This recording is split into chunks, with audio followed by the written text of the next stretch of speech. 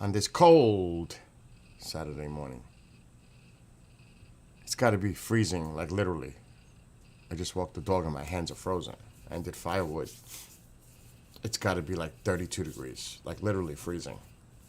0 Celsius. It's cold. And I can get rid of these two. Check the weather in a second.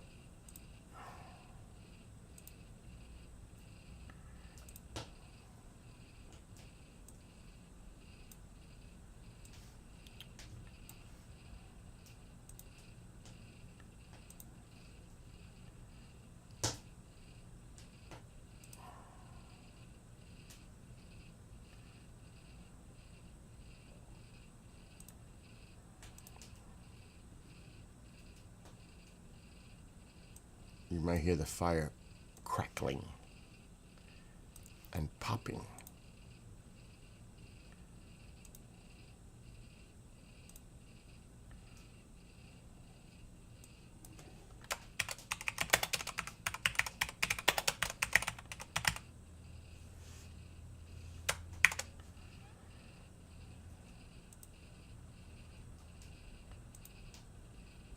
Okay.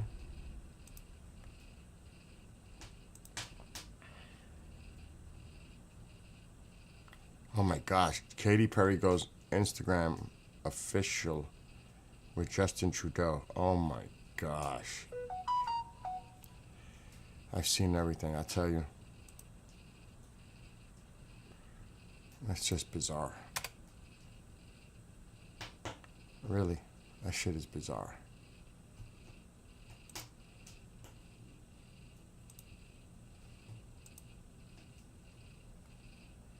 Why does it say time to chill out? I changed the title.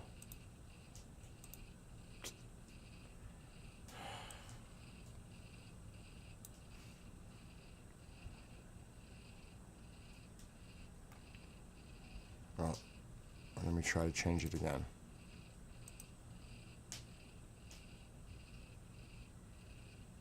This is wrong. I hit the wrong one.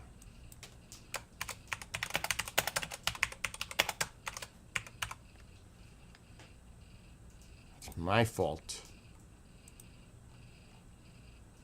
It's this one.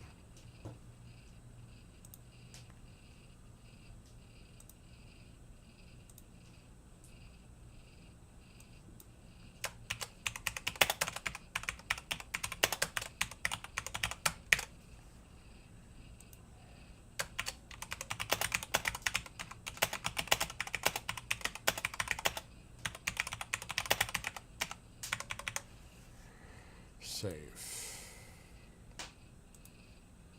Now let's try it. There it goes. What's up, Hunchbacked? How are you? Long time no see. Alright, let's get TikTok started. Then I'm gonna check this crazy cold weather. And enjoy my morning coffee. On this cold Saturday late morning. It's got to be like 32 degrees because I just went out, walked the dog, and got firewood. It's cold. I say 32. Alexa, what's the temperature? Currently 33 degrees with a high of 39 That was and a close low enough. of 22 today. Close enough. Good. All is good. Great. Thank God. Alexa, stop. I wasn't talking to you.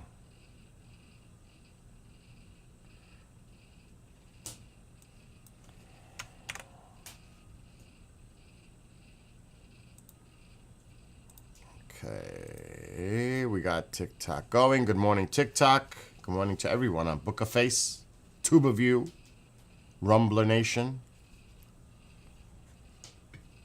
It's so bizarre that I have to say it that way. It's just, it is bizarre. Ah, another day. It's a blessing just to be another day. regardless. It's always a blessing. Regardless how things are, it's a good thing to be alive. Right? I think.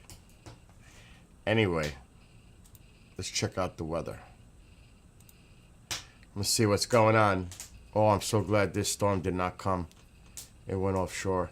That was one that I was keeping an eye on earlier in the week. That one right there. What's up, Jake? And Deb. I don't know if she's still here. Hannah. Anyway, that cold air, I've been talking about it for over a week, and it's in place. Everybody's cold. Yeah, we know that. There's a system up here. They're probably getting lake effect snows in certain areas. Matter of fact, let's look at the radar. Yep, lake effects. Just like I said, what is this down here?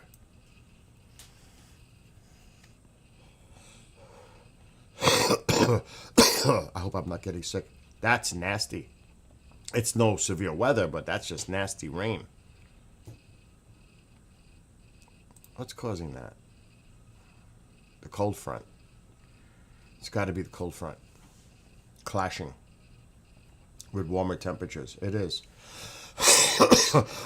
It's 50s and 60s, and you got this colder air clashing with it. Coming diving down, and it's colliding with this warmer air, so you're getting that rain in there.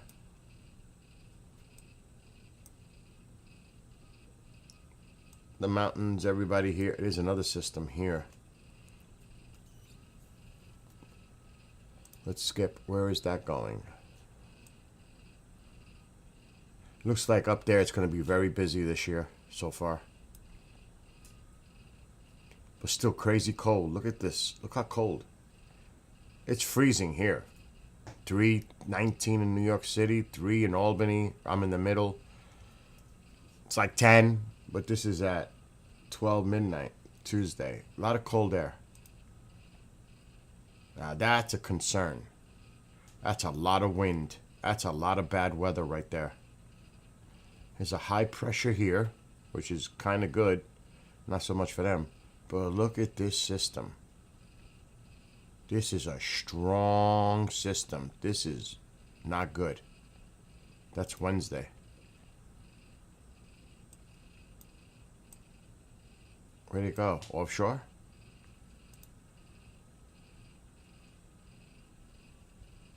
Kind of falls apart.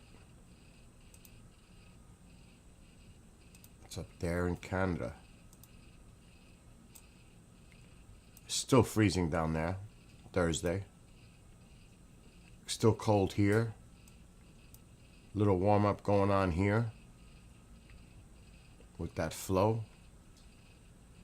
Another system here. Oh gosh, please. This is for the meteor shower. Oh, the low went offshore. This is cold but clear skies. Friday night for the Gemini meteor shower. Should be good. So far, that's a good forecast. For me. And it continues into Saturday. Before this next system comes in. This could be close. This could be a problem.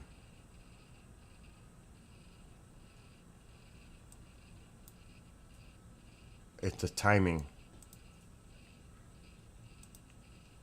It doesn't look bad because the system is developing offshore. I'm still in the clear. But it's still good. Winds are coming from the north. The storm system is out here. There could be some clouds, but as long as these winds come from the north, west, it should be okay. Could be some lake effect clouds. But the storm system's out here, so that's good. And continue to be cold. Doing good, Jake. Hope you are too. So there you go. What's up, Blazed Bob? So It's cold. Let's just say that. The main thing here is cold for a lot of people. It's freaking 33 degrees here right now.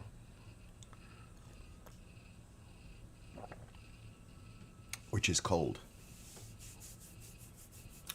A couple of things. This is station related. On Christmas Eve, the last chapter of The Green Veil will air at 12 p.m. noon. On Christmas Day, I'm working on it. And trust me, it's a job to put all these clips together, which I have. Even though we still have to air 20, 21, and 22. But I have compiled these episodes and I'm going to run it consecutively on Christmas Day. It's probably going to be like a 7-hour thing. And it's going to be the Green Veil in its entirety. Back to back to back with no commercials, no BS. It's just the actual clips of these chapters. I've already worked on them. It is not easy to edit all this together, but I've done it. Except for 21 and 22. And I actually have to move them because they're huge. So for example, that's the audio file. We don't want the audio file. This is chapters 1 through 11. I have to do it like this because it's so long. I can't make a 7-hour clip. It's crazy. I don't even know if StreamYard can handle it. So this is what I'm talking about. It's the Green Veil. It's based on the events at Rendlesham. John Burroughs wrote this. On Christmas Day, starting probably at 1 p.m., I'm going to run them back to back. This is chapters 1 through 11. They're all in here. Without intros and outros, it's just the story. This one clip, chapters 1 through 11, is like 3 hours. I have 12 to 20, which I'll add the last 2 when I get them. So that's going to run in its entirety on Christmas Day. No frills, no, just straight up. Chapter, chapter, chapter. That's what I'm going to do. John asked me to do it. I said, sure, we'll do it. What's up, Lorraine? So that's going to air on Christmas Day. Tonight we're going to do our Christmas show. We're going to do the normal weekly show that we do live. Have you been looking every night? I have been shooting stars for the past week. The Geminids is officially active. What was that? Ice falling off the roof? The Geminids is officially active, so you can see some. And at the peak, it's 150 per hour. Now, I don't know what my weather is tonight. I don't want to tease. It's possible to do it. Maybe get some early activity. It's a week before the peak. Next Saturday is the peak night into Sunday morning. But it is technically active. So, Blaze Bob, you probably can see some. Matter of fact, let's look that up. Alexa, when is the Geminids meteor shower active? The Geminids meteor shower is active from December 4th to 17th, with its peak on December 13th to 14th. During the peak, you might see up to 150 meteors per hour. Now, you might also be seeing meteors from the Taurids that were in November, because they're fading out now. So there's a bunch of showers going on. Some are ending, some are starting. So you might be seeing... Alexa, when does... You're right. The Taurids are still active, though their peak was in early November. With the Geminids coming up, we're in for a celestial fireworks show. Would you like to know more about the upcoming Geminids meteor shower? Tell me about the northern and southern Taurids activity. The Taurids consist of two separate showers. The southern Taurids, active from September 23rd to December 8th, peaking on November 5th, and the northern Taurids, active from October 13th to December 2nd, peaking on November 12th. Both showers are known for their slow-moving meteors. Alexa, stop. So you might be seeing remnants of the Taurids. But you also be seeing random activity. And there are less known meteor showers. You might be seeing space junk. You might be seeing anything. You know what I mean? It could be anything. The sky is very active. I'm a big night driver and I see them, so I often now compare to the summer. But in the summer, you got the big one, the Perseids. That's a big one. Those are the two big ones, Perseids and Geminids. But the Geminids this year could be fantastic. I'm looking at my weather. I hope it's... I'm definitely going to do it Friday night. Because I've had a lot of success pre-peak night. The night before peak. Because sometimes the timing can range on the activity. It's almost like an aurora. A geomagnetic CME affecting the Earth. Sometimes it hits sooner rather than later. The timing can be off. So even with this kind of stuff, even though they say that, it could actually be a little bit more active at a sooner or later. So really the best things to do is check the night before peak, peak, night after peak. Those 3 nights. Now, I don't know if I'm going to do all 3 because I'll be exhausted.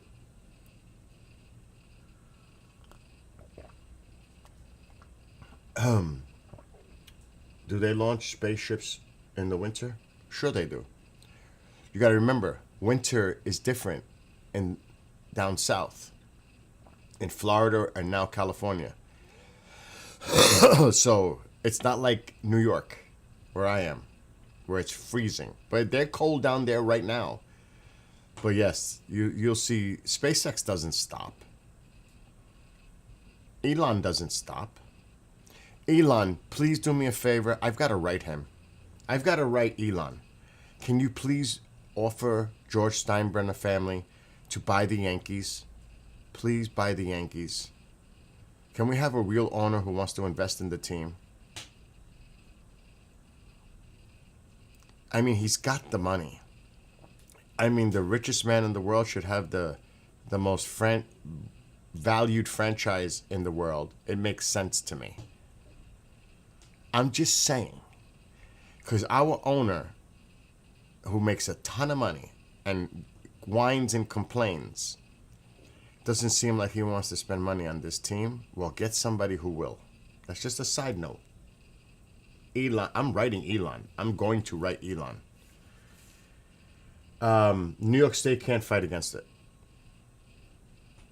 That doesn't work that way. They can't fight that deal. That's a deal. It's a team. The only way that would be a conflict of interest is if Elon owned other sports franchises. Though, that used to be an issue in the past, but like say the Utah Jazz owner also owns the Utah Mammoths, the hockey team. That used to be an issue. Not anymore. Yes, New York teams have terrible ownership. I agree with you. Even though the Mets owner, Cohen, is pouring money into the team. Though maybe wastefully, but at least the guy's trying. He's going after everybody again.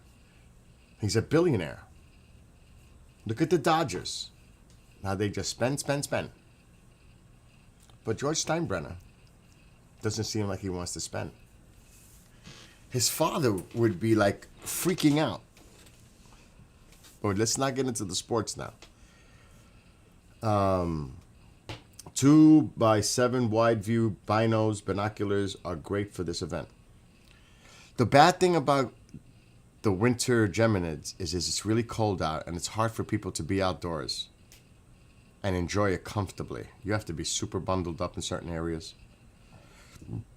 You know, I like it where I could just have my camera, move it around from inside, nice and warm in here, and still observe. Now, I do have different types of lenses. I don't like using the ultra wide because everything looks small and it's a fisheye appearance. I don't like those lenses. It would capture more sky, but things would appear smaller because you're seeing more sky. Does that make sense? I'd rather use the lens that's on there. It's a 22 millimeter. I have a 10 millimeter. I have a 12 millimeter. That's ultra wide. But it doesn't look as fine. You ever see these all-star cams? Yeah, you see everything, but they look, It's like little lines. You see little lines. Oh, that's nice. To me, I'd rather see the more vivid activity where it's streaking and you see that long, consistent tail with colors, not those little. That's just me, though. But anyway, so next week, yeah, you gotta get away from the light pollution. Yeah, the light pollution is, and the moon will be a little of an issue, but not much. What's up, Storm Chaser? Not to flex, but my camera is making with will be bare minimum. You do whatever you can, KJ. Whatever you have at your disposal, that's what you use. Like if I mean, would it make sense for me to have 4 cameras outside and then have little boxes of cameras showing smaller things on the screen? No, I could do it. I actually have 6 cameras, 4 Mevos and 2 Sonys. If I want to get technical. Would I do it? No.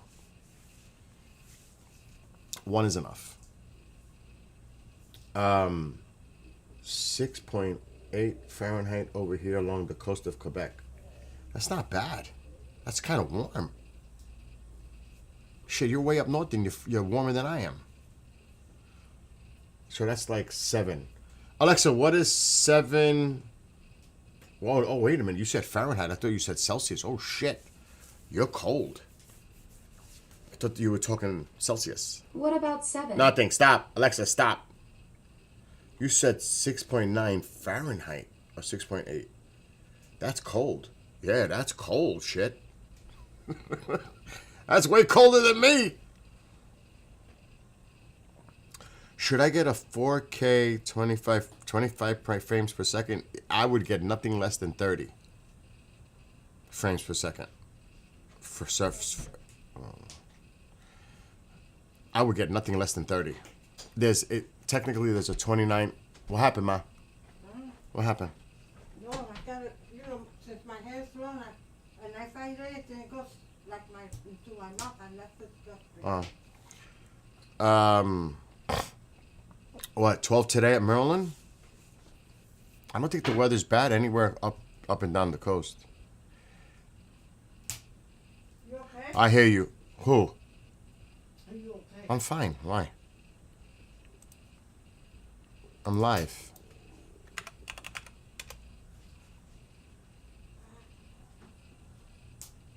Oh, there's nothing going on in Maryland. The bad weather is going on down south. Here's the radar. There's a couple of showers in Jersey. Nothing significant.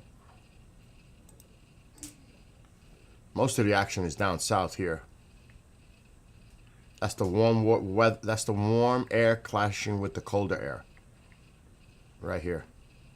It's warmer here, and this is cold air. You could actually see how it looks, that line. That's that cold air pressing downward and clashing. As far as Maryland, you ain't got nothing to worry about today. This is Jersey. So you're good today. It's nice. Now we could do a satellite imagery But these showers should be moving away. There was some snow showers earlier. Now it's rain. But this is Jersey. Maryland's fine. And maybe we do the satellite imagery. What time are you going to sleep? What time? Ma, it's 12, it's 11:30 in the morning. Oh.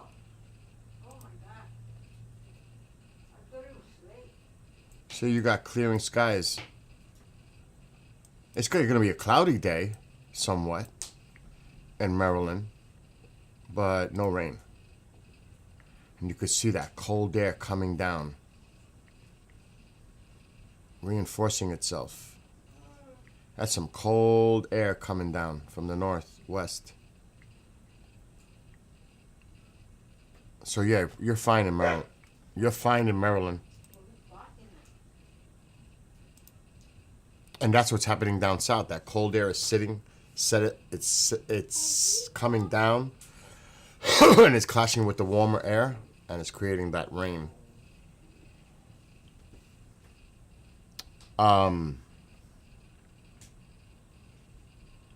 What's going on? Is for me too, those lenses. You don't like those lenses either, right? The ultra wide lenses?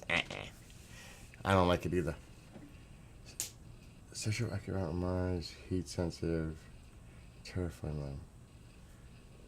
You need that SpaceX mug. Dude, I want, but I'm not gonna do it. I want the SpaceX Starship model. It costs like $200.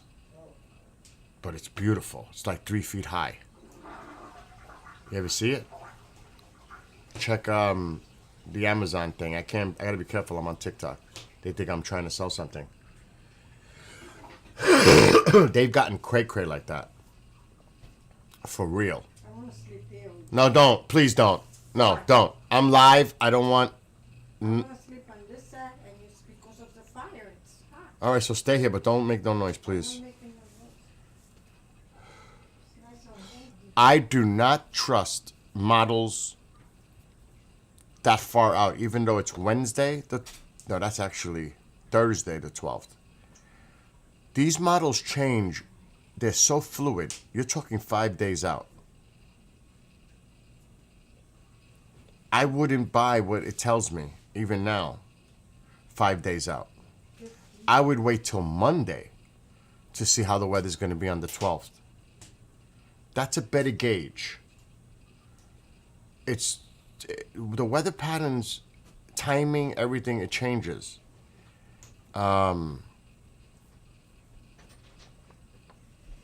You can't, you know what I mean? I don't want to tell you something because it's really not that reliable. You know, they might tell you weather like that 5 days out, but really? From my experience, no. You're good with 3 days. 3 days. 5 days is pushing it. That's why I'm not looking at my weather for next weekend, really. I did, but just to get a little quick idea. So if we're talking, I mean, the 12th is Friday. That's a week away. And it looks good. It looks good. It looks great, actually. For Maryland, for here, there's nothing going on. In the Northeast, Mid-Atlantic, there's nothing going on. But this is a model. That doesn't mean this is what it's going to look like Monday. This could change. The systems could move faster. The systems could move slower. It depends how they interact. Like you got a weak high pressure here, kinda. Things could change. It looks like there's a little low pressure trying to develop down here. What does that do? Does it do? Do we know? I don't know. So it looks like something just bombs out here, probably that low. So again, you have to watch. There's another system here. This one's out to sea. And another system develops here, right offshore. But too far offshore to affect these areas with snow and myself. But will that be the case? That's a week away. I can't rely on that model. A lot can change, as it always does. So I am not going to put any faith in that model. It's too far out. And if you go to the American will show something totally different. Look at that. The American, totally different. So when it's close, like let's just say tomorrow, here's the American, which I don't use. Here's the euro. They're pretty much showing the same thing. They pretty much agree. See? It almost looks the same 24 hours. The further out you go, it gets cray-cray. So this is Monday afternoon. American. What is the euro showing? Almost the same thing. So that's 2 days out. 3 days out. Euro. American. Almost. This has it going a little bit slower. Moving out. There's a high pressure here. Is there a high pressure in the euro?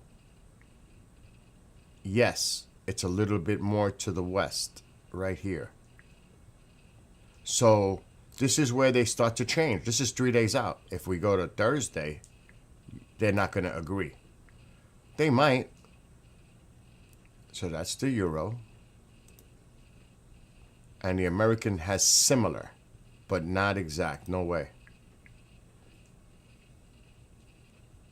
So again, the further out you go, the less reliable. The models do not agree. That tells you everything. When the two models, because that's the main models they use, American Euro. Sometimes they combine them. Sometimes they'll say, one scenario, it takes the track this way. The other scenario is the track takes it this way. They're comparing the Euro to the American. When you hear that two-track talk, it's the American and Euro. That's what they're referring to. You ever see that when they show on the weather? Track 1 could take it up the coast. Track 2 takes it out to sea. Because the Euro might be showing one thing, the American might be showing another. And that's what they're telling you. Some meteorologists or forecasters on TV or whatever, they put the models together. And they reach a middle point between the two. And they bring it close. And that's how they track. Some may say the American model. Some may not even say anything. They're strictly using the American model. I can tell because I can look at the models and see which one they're using to forecast. A lot of the American stations use the American model, which is a big mistake because the American model historically is not as accurate as the Euro. That's why I don't use the American model.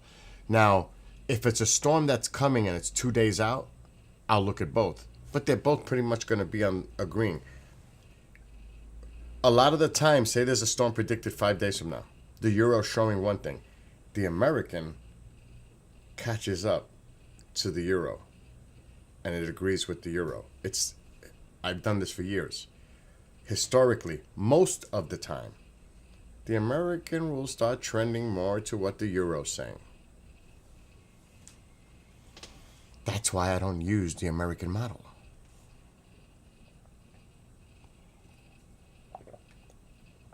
And a lot of people, I mean, you can even look it up. Alexa, which weather model is more reliable historically, the Euro or the American?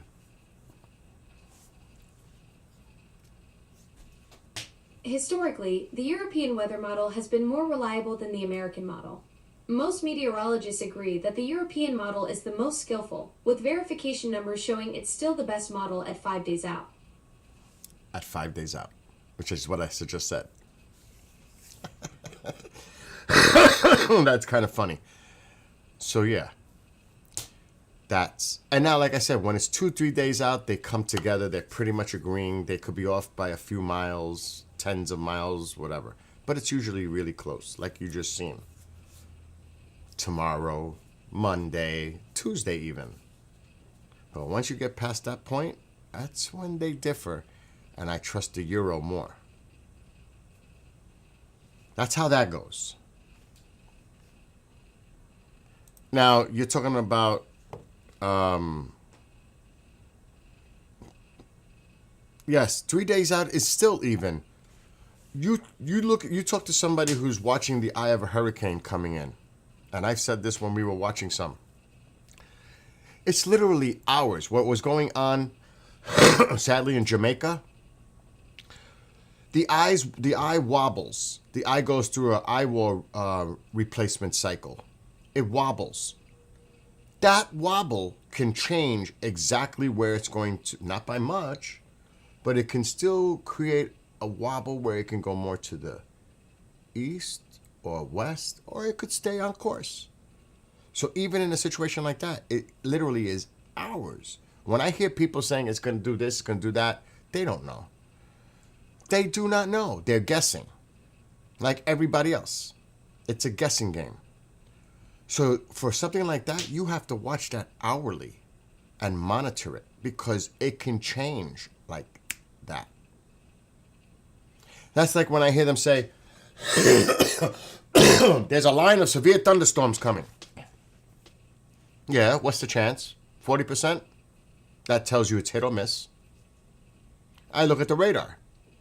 Is it coming toward me? And a lot of the times, they don't. They're to my north, they're to my south, they develop more to the east. That's something you have to monitor in real time. You watch and you keep an eye on radars and all that other stuff. You think I'm just going to listen? You know how many times I've said I've done sky watches and clear tonight and clouds roll in? You got to remember, a lot of the weather that you hear is old.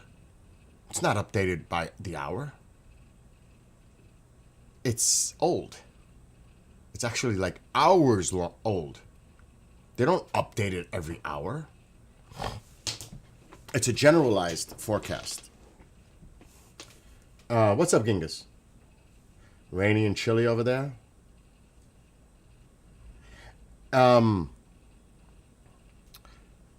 Again, predictions,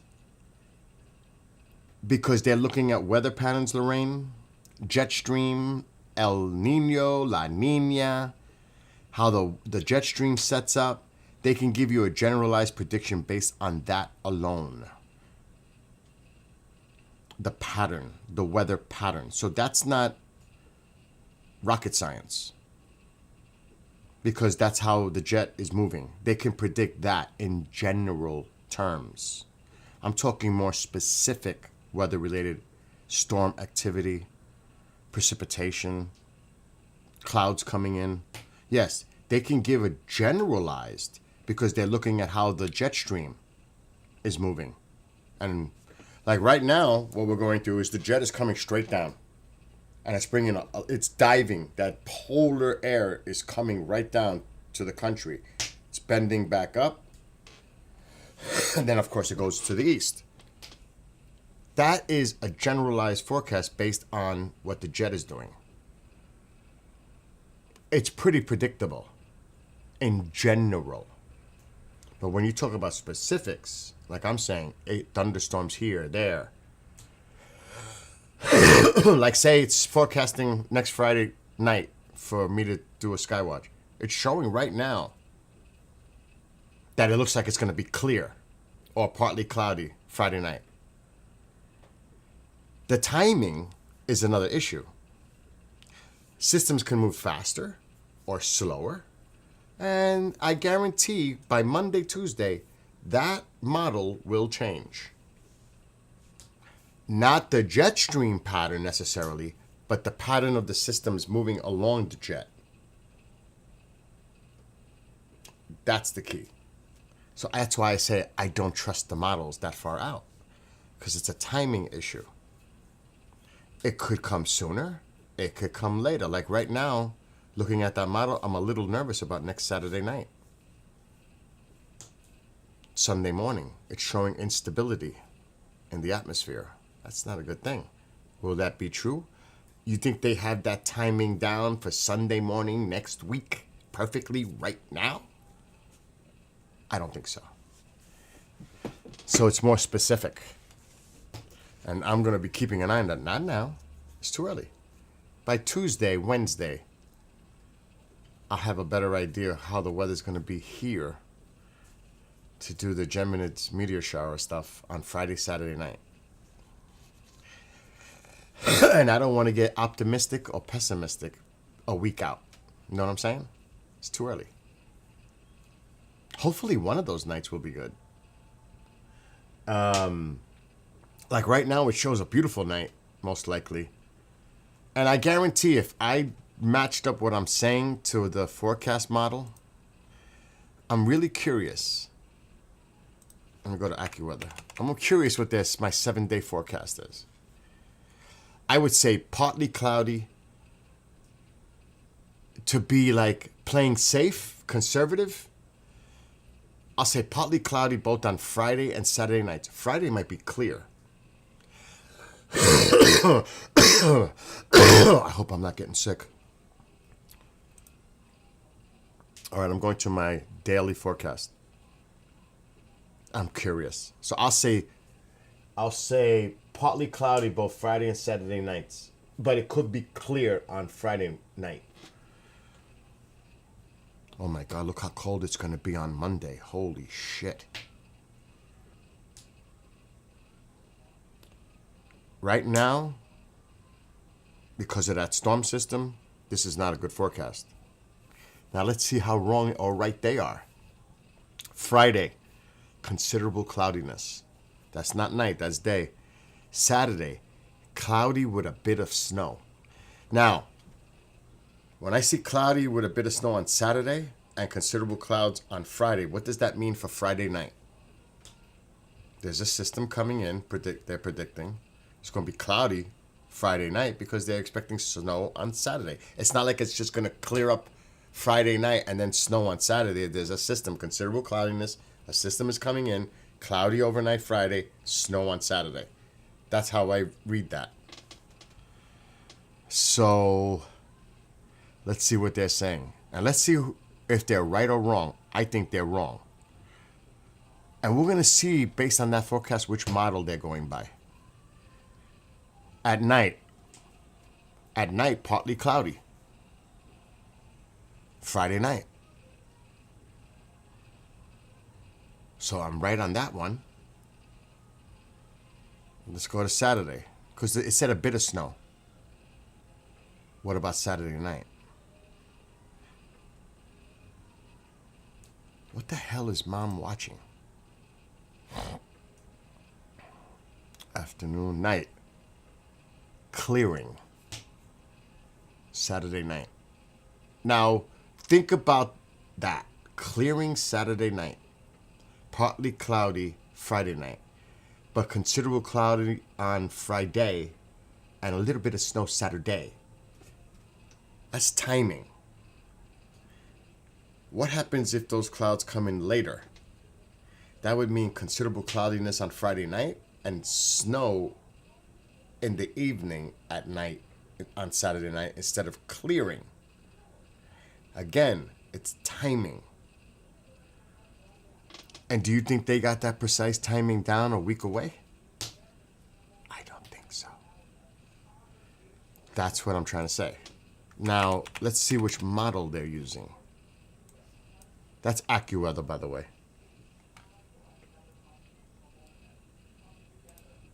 Okay, let's go to the American. I have a feeling they're using the American for some stupid reason. Okay, so there's this here. There's a disturbance here. Winds offshore. Right there, Friday afternoon. They're probably using the American. And there's the night where it's clearing up. Most of the bullshit is offshore now. It looks like they're using the American. Let's see Saturday night. Again, most of the disturbance is here. It looks like it's kind of clearing. Let's see earlier. Now, the bad thing about this, see the lakes? And this is another factor that has to be taken into consideration. If the winds are crossing the lakes and they're picking up the moisture and producing, say, snow showers, forget about snow bands, the remnants of these clouds come down toward me. This is a game changer. This could produce enough clouds that can make it down here. And you won't know that until the night of. That's another factor. But this is the American model. I can't stand the American. See, now, this is definitely a way better model for me. Because it has the winds coming down, flushing. This is great, actually. This is clear weather for Saturday night, Sunday morning. Oh, that's even better. That's even better. Remember, what do temperatures reflect also? Lack of precipitation. Usually you won't see snow, falling when it's 26, 20 degrees. It's usually like 28, 30, where you'll see the precipitation. When I see these numbers, it tells me this is dry air. That's what that tells me. Coming from the north, and you could see the low pressures offshore. This is the Euro model. This makes me a little bit more optimistic and tells me that AccuWeather was using the American. They're using the American model. It's pathetic. It's pathetic. I do not like the American model. So that gives me a little bit more optimism for the weather next weekend. But I'm not trusting it. Not until Wednesday, Tuesday, the earliest. Then I'll know. Even then I won't know. Kind of will, because you could tell where the systems are. Like today. Where's the activity? And just zooming out. You look at the systems. You look where they are. There's one way up in Canada. This is a pattern that's been continual for these systems to go up and be up here north in Canada. That's why when Lorraine said about they've been predicting and they've been right, because the pattern has been consistent. These systems keep... This happened here. It's been happening actually here. The pattern over the last few years, because I've been watching this for so many years, systems come down, the jet is coming down, low pressures form along the jet stream. The jet would go up and over me and out. Like this. Now, what does that mean? Warmer air for us, colder air for them. So areas here where the say a low is counterclockwise, it's pulling this colder air down where they get snow. For me, it's bringing more of this southwest temperatures up where it's rain for me. That's been the pattern with these systems. So I always look to see if there's a high pressure clockwise developing here in the Atlantic. If that's the case, we get that warmer airflow coming up toward us, which means rain, not snow. It also depends on the position of these systems. And I always keep an eye on that because we would get a lot of clippers coming down. But you'll see consistently these systems in Canada. You'll see a system come, and then they're mostly going to the north into Canada, or they're in Canada itself. So here's another system. Look at this other system here in Canada. Here's another low. Where's it going? Is it going to come near me? It looks like it's right here now. It's weak, but it's there. The circulation is here. That is to my north. Well, look what's happening here. warmer air coming up from the circulation of this low pressure. We're on the warm side. And that's a great pattern for me. But then you get that reinforcement of the cold. And then the systems move offshore and they redevelop and they go up. So let's look again. There's another system coming in. I'm looking for lows. Here's another one. Almost the same freaking spot. Another low. To my north and west again. There's the pattern. Where is it going? Now, this is another thing that's interesting in weather. Sometimes you'll have a low pressure. Another one will develop here. It will transfer its power to this one low and create a big storm and become a nor'easter. This was potentially a nor'easter. This needs to be watched. And look at the date. Saturday the 13th. This needs to be watched. Because that's exactly what happened. It tapped into the energy of this low and took it and formed another low here. This could be very dicey for us. And that's why I say the models could change. This could be a game changer. We'll have to wait to see how this develops. Because that also happens. You could see this system right here. See it? But that's what, you could look it up. They can transfer their energy to a low here. This one takes absorbs most of the energy from this and creates one big low. That's not uncommon. Okay, so there's that low there. It just taps it. It's just tapping its energy. Look at this. But it's way offshore, but that's still got to be watched. What if this develops here instead of here? The model will change. Will it still stay here? Will it form closer here? If it forms here, I'm done. I'm toast. Toast. Let's see what the American is showing. American is not even close. Has it way up here. Let's back up. Yeah, the American's not even showing it.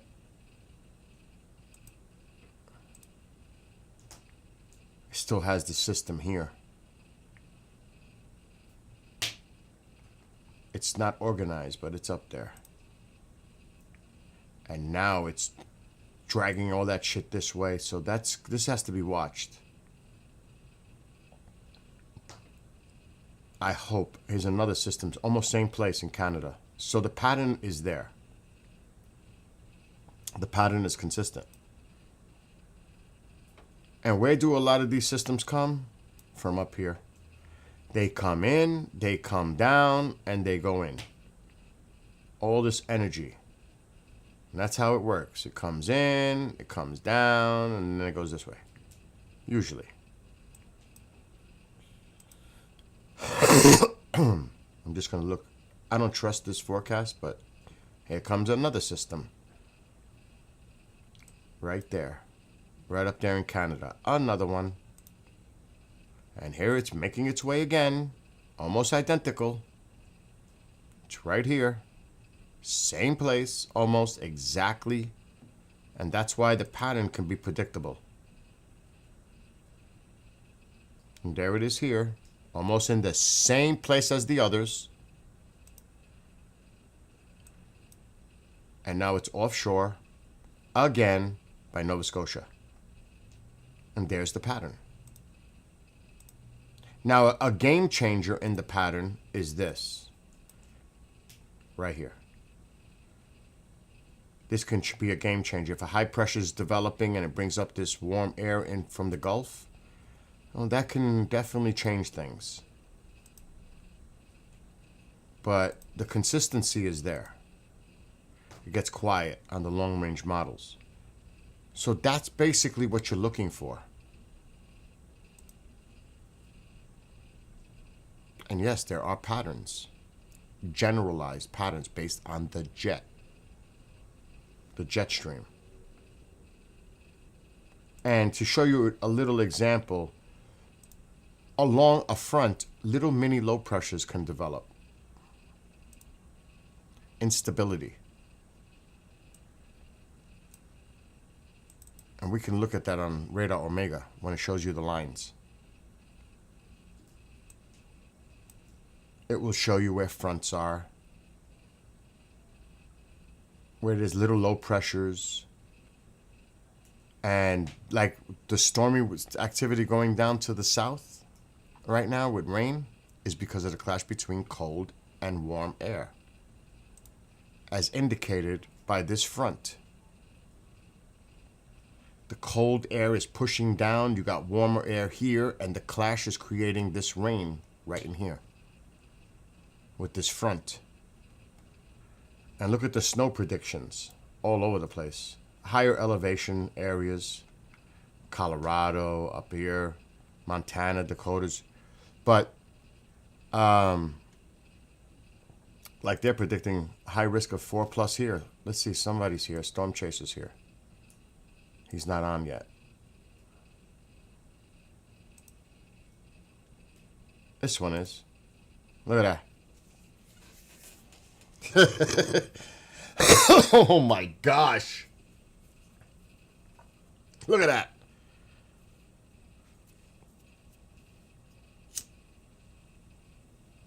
So that's what's going on right now.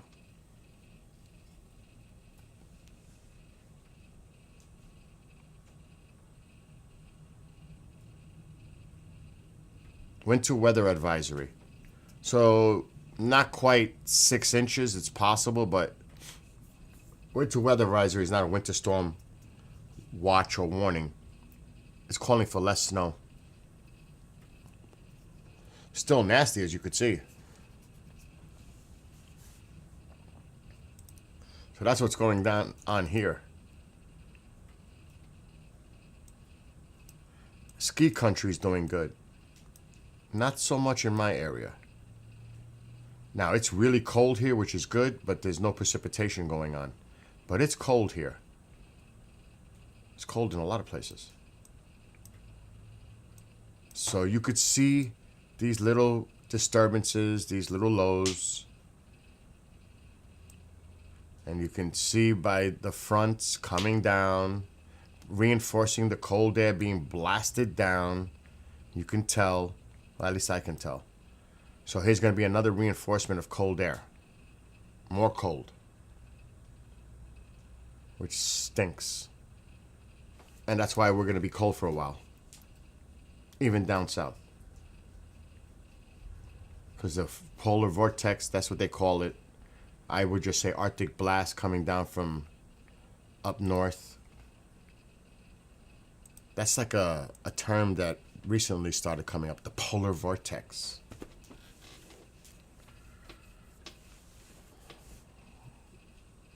I used to just say Arctic blast. And now it's a polar vortex. But yeah, I love it though. I love doing the weather stuff. I've been doing it for since I was a kid, really. Let's go back to AccuWeather. Is it raining? Are you still there, Genghis? We got more rain in our forecast. I'm going to take a look at that.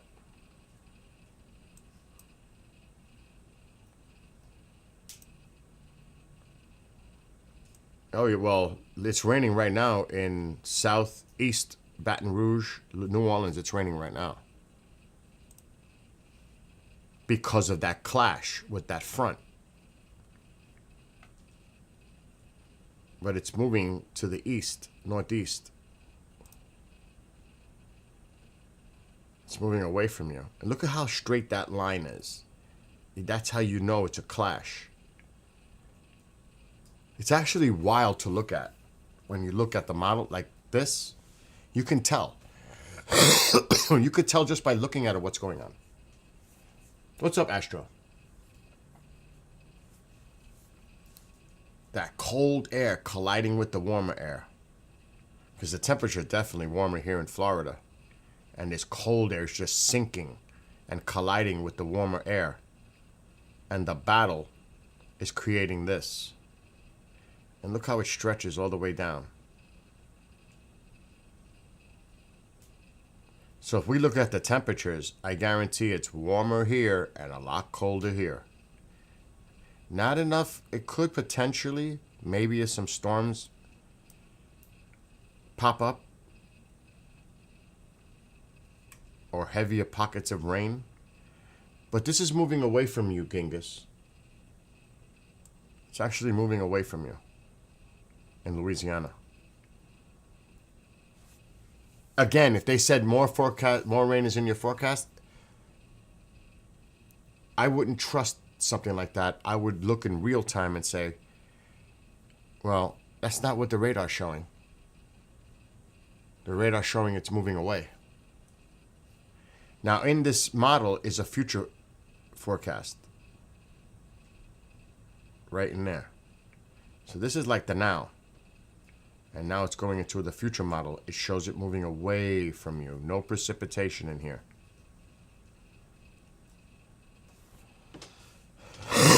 So I don't know how long it's going to rain there in Louisiana. It doesn't look like it's going to rain much. More. And then what you do is you look at the satellite. What is the satellite telling me? I'm just using you as an example, Louisiana. Oh, it's definitely going to start clearing up. Now, this is, you see these little areas in here. It takes a minute for this shit to load. I can't stand it.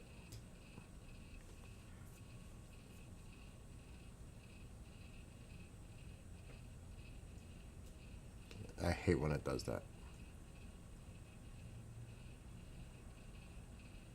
Okay, so you can see the cold air, because that's what it is, pushing this to the northeast east.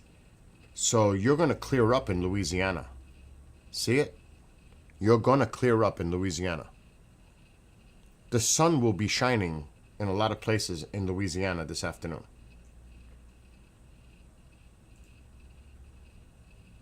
Just based on satellite imagery and radar. Your weather's going to improve. Look at the snow that appeared here. Briefly.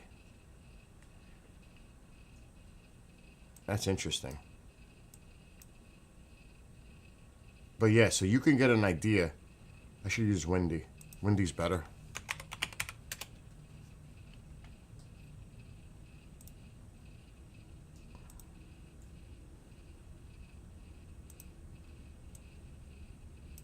There you go.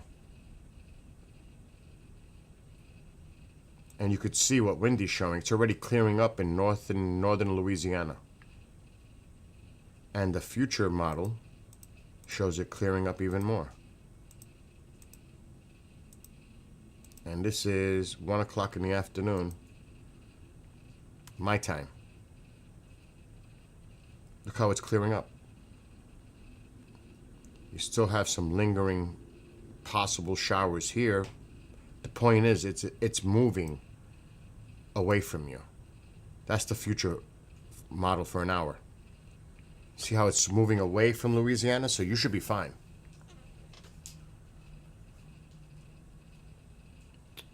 But you could see how this cold air is just diving. I can tell.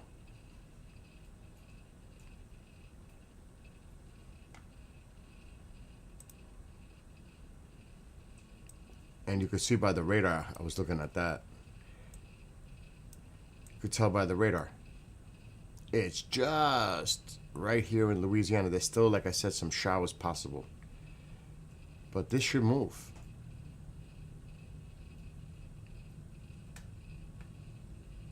And this is 1 o'clock my time. So by this afternoon, it should be definitely clearing in Louisiana.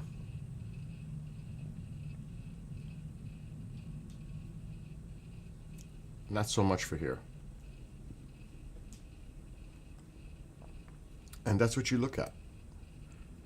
And sometimes, even with the radars, you can tell where the center of circulation is. You could see like it looks round. See that?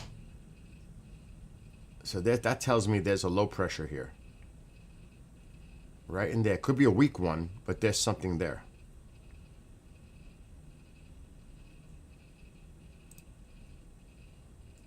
And there it is.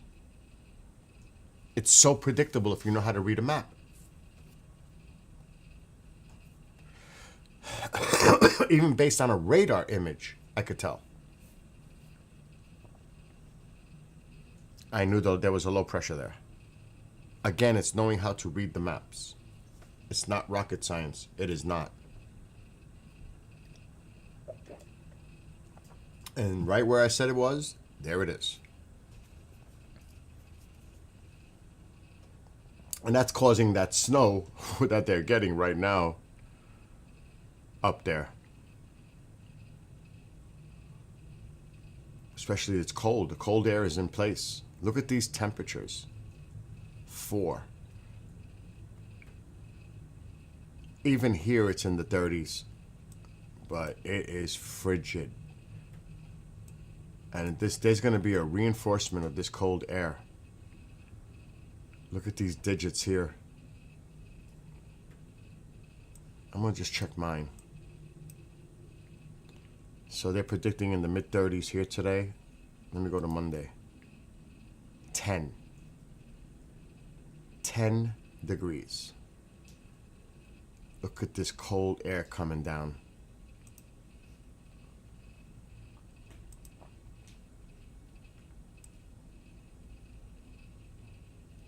So yes, I'm done with weather talk. And another thing to watch is look at these systems just affect BC, British Columbia. My gosh.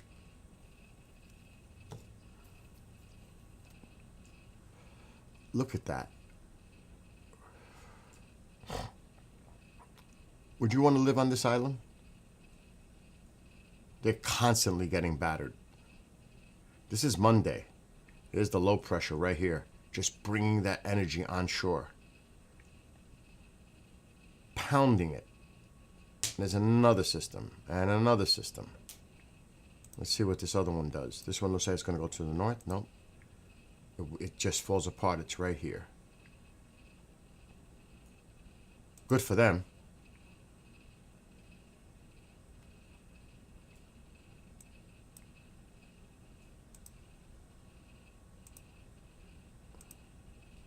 So Monday looks bad for them. See, that one's going to the north. Now, what about that one? Boom. But this is too far out.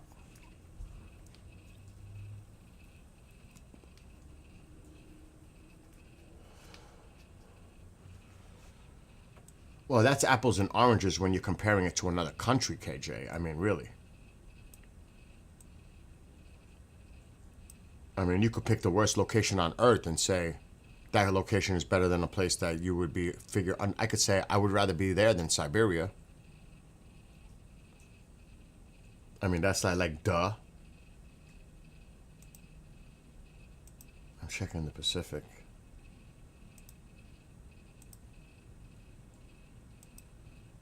The question is, would you like to live in Tennessee or rather live in that island? That's more the question.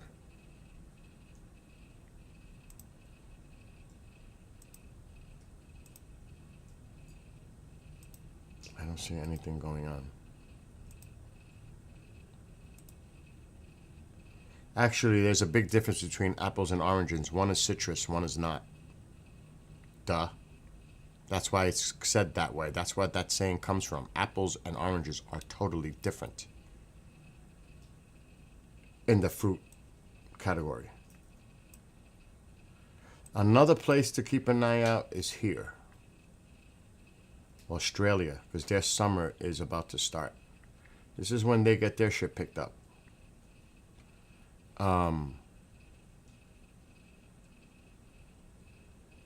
Yes, but that's doing fermentation process, but standalone it is not. KJ. if you put it through a certain process, like other foods are processed. That's like corn can be turned into alcohol, ethanol. That's through a process. But it's not the natural. You should look up what's the difference between an apple and an orange.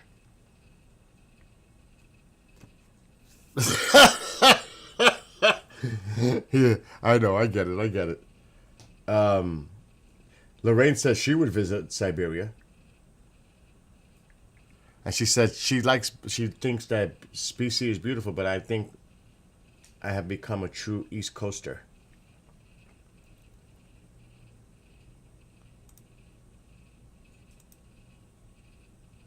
Yeah, it's not so bad yet. Australia.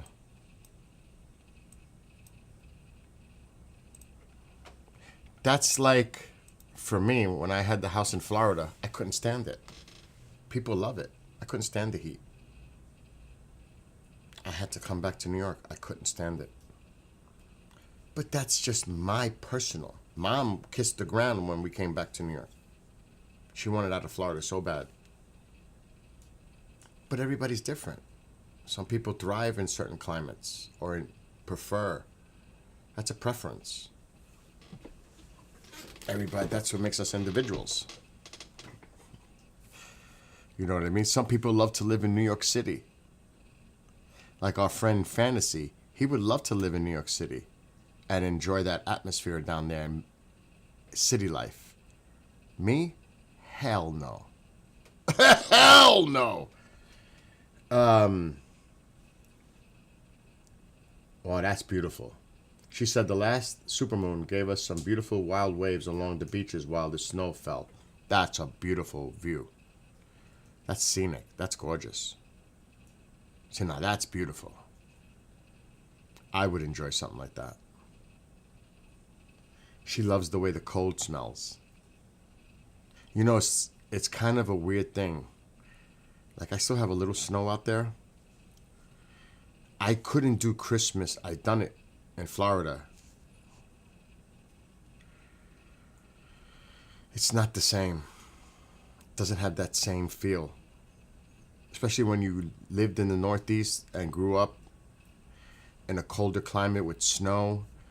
And in Florida, it's green, people have lights. It's just not the same feeling. It doesn't have that same feeling. I don't know.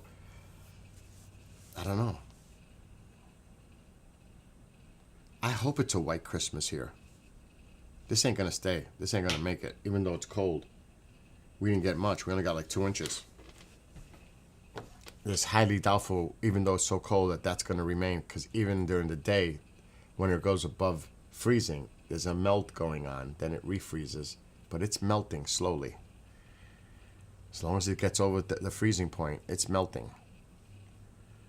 And I'm like, I would love to have snow. I really would, Christmas Eve. I would love it.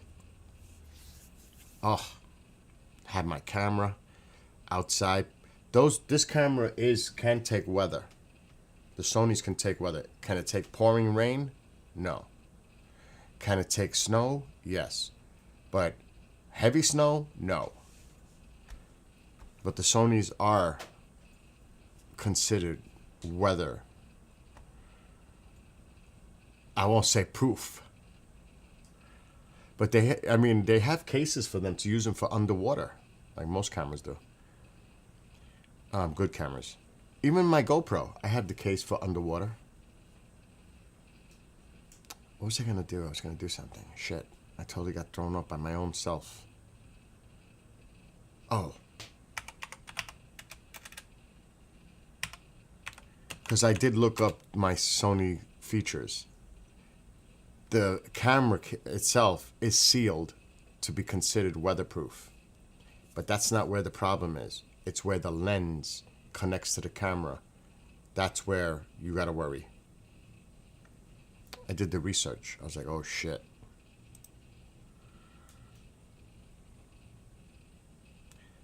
Now, could I technically put like a plastic bag and wrap it up and just have the lens, the front cover exposed? Yes. Would I want to do that? I don't think so. Because I baby my camera. I might want to use my backup Sony.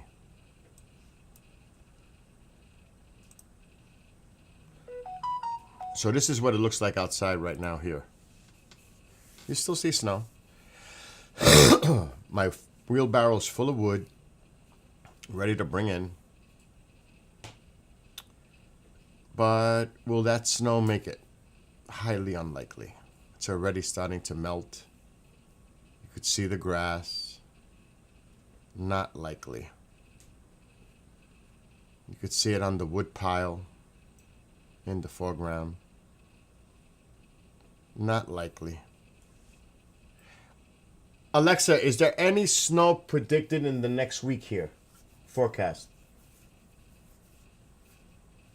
Tone neutral / tone. No significant snow is predicted in the next week. Tone cheerful / tone. Alexa, stop. So no predicted snow, significant snow in the next week. So it's going to be cold enough. There's just not going to be no precipitation.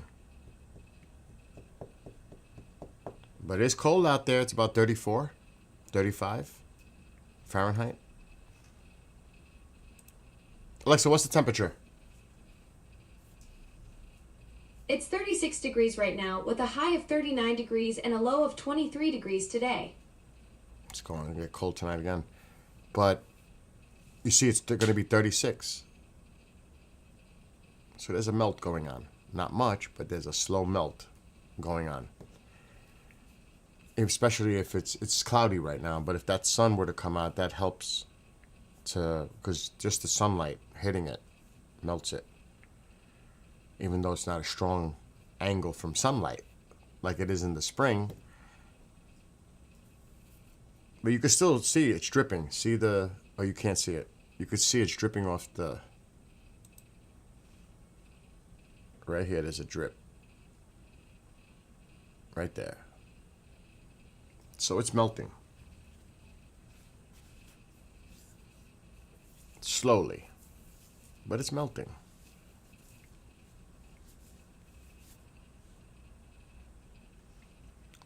I hope we get a white Christmas. Like Lorraine said, I think the snow maker, like when it's snowing, the lights on all the houses look more pretty. It just does. It's so scenic. It really is. It really, that's what I'm saying. Grass or snow. It doesn't have the same feel. Now, don't get me wrong. If there's no snow on the ground, then you take a climate choice. I'd rather be warm and green, because it ain't so green. It's still kind of green. But if I had my choices then, and there's no white stuff around, well, what's the difference between you guys and us? You have no snow on the ground. You're green too. We're green, so what's the difference? It's a lot nicer here. Yeah, but you ain't got a chance for a white Christmas. We do. That's different. And where Lorraine is, she has a very, very, very high likelihood, being where she lives way up north, that she'll have white stuff on the ground. Lorraine, do you have any snow right now on the ground? Or no? Should I have snow? I would think you have snow on the ground right now. No? I don't know what your precipitation has been like, but I would think you're so far up north. Do you have some snow on the ground? I've seen her photos in the past. You wouldn't believe how much snow she has gotten in the past. This shit was like feet up. Where the people drive, there was walls of snow on the sides, like walls. I was like, oh my God, what is that? I have ski. Oh my God, I can't read that.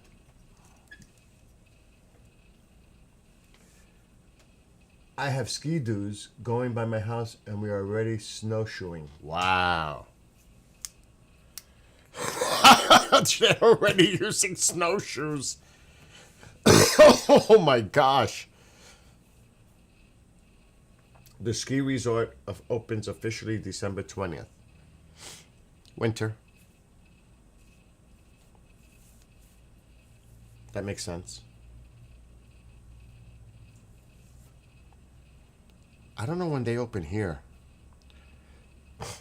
Alexa, when does Hunter Mountain Ski Resort officially open?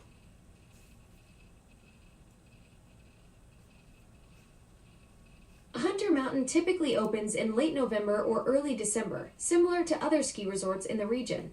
Would you like me to check for the specific opening date this year? Yes.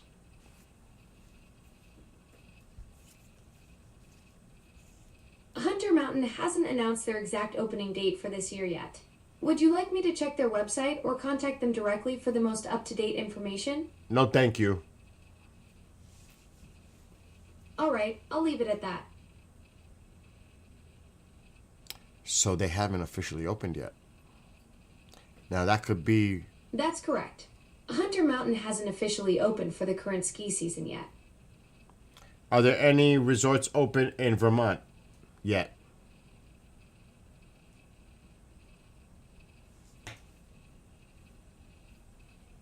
Yes, several ski resorts in Vermont are open this season. Killington, Bromley Mountain, and Smuggler's Notch opened on December 6th. Other resorts like Sugarbush, Smuggler's Notch, and Okemo Mountain are also open with varying percentages of trails available. That's today. That's right, they opened today. Killington, Bromley Mountain, and Smuggler's Notch all started their seasons on December 6th. Would you like to know... Alexa, stop. Oh, that's wild. They opened today. Hunter's 45 minutes to my northwest. That's our big ski resort. Now, at this point in life, I would definitely be very, very careful. I don't even think I'd go skiing because one spill, because I'm a daring person. I don't know how to not go full speed. That would be a very bad thing for me. If I take a spill, I may not ever get up. Now, snowmobiling, a different story. But I can't do the skiing. One spill, I could be paralyzed. And I know a lot of people, but with my back, it ain't gonna take much. I'm toast. Toast. Oh, you like that name, Smuggler's Notch? That's all Vermont. Why I picked Vermont? Because Vermont's to my north and west. It's colder. And that's what they might be going by. The lack of real snowfall. Not the powder. Vermont got some weird names. I had what looked like a snow cone worth of ice across my road and yard.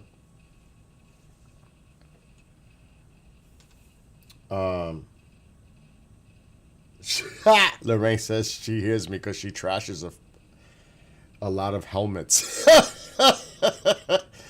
Oh my gosh.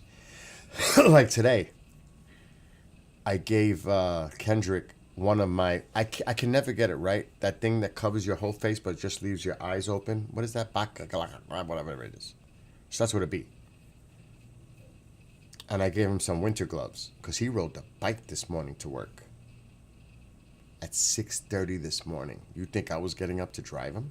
Hell no. Balaclava. I gave him one. I have two. But when I go bike riding, Lorraine, you've seen this, right? This is what I do.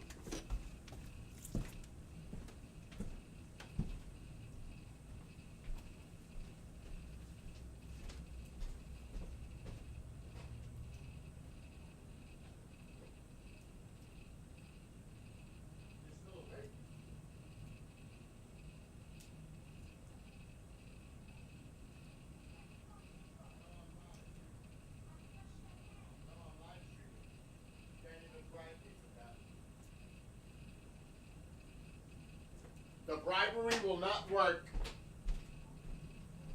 Sorry. Now wants me to go hang out with her. I said, nope. Hold on. Let me just get this ready. It's a little tricky.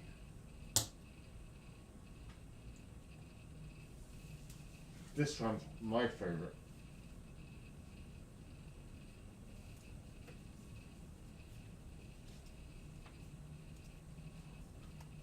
This is the one I use. Oh.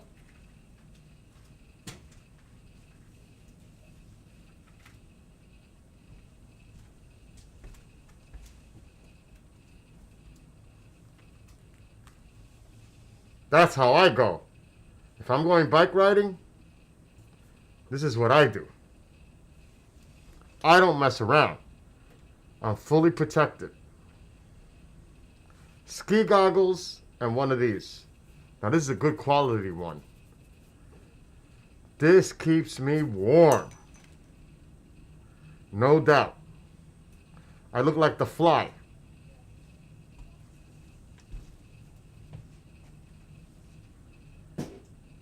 Now I have two pairs of goggles.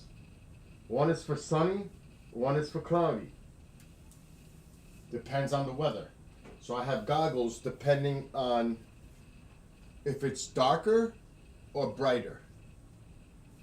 That's how that works. But that shit works. When I'm riding bike, when I'm riding the bike, and I've got super warm jackets, all this, I've got everything. And people look at me wearing that stuff while I'm riding my bike on the trails.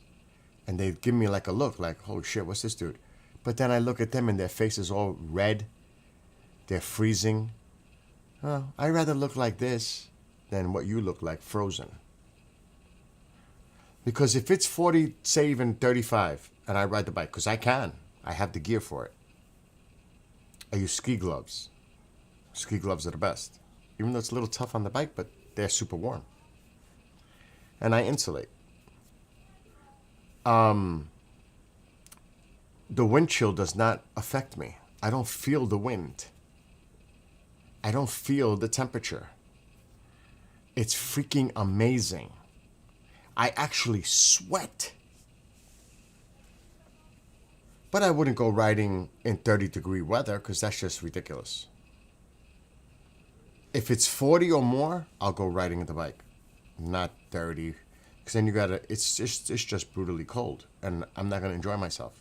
Even though I'm warm, but it's just not worthy. But if you have the right equipment, like Lorraine is saying, for anything below, 16 degrees Fahrenheit, she wears her Canadian Goose Parker. If you have the gear, you're good. If you don't, you're not. It's that simple. So it's about having the right stuff. I've got, like I said, not these, I have ski gloves. They're big. I have these, I don't know where they are because I haven't gotten them yet. I have jeans, which I should get them while he's not here in my freaking room, but it's in that closet and I'm not going to find them. I need to find them. I have these, it looks like jeans, but inside is a green, like a liner. It's thermal. But it's like, it looks like jeans. And it's got this green liner inside. I don't feel a thing. It's amazing. My legs don't get cold. And if I really wanted to do overkill, I would wear thermal with those on. Then I'd be sweating. I'd be ridiculous. So there is stuff out there. They even have heated jackets and there's all kinds of stuff you can buy for the weather. But if you prepare properly, you could deal with it. Lorraine knows this. She lives in a cold climate. I've done it because I've prepared. As you can see, a small example. So like I said, this morning I gave him some winter gloves. What is it again? The balaclava?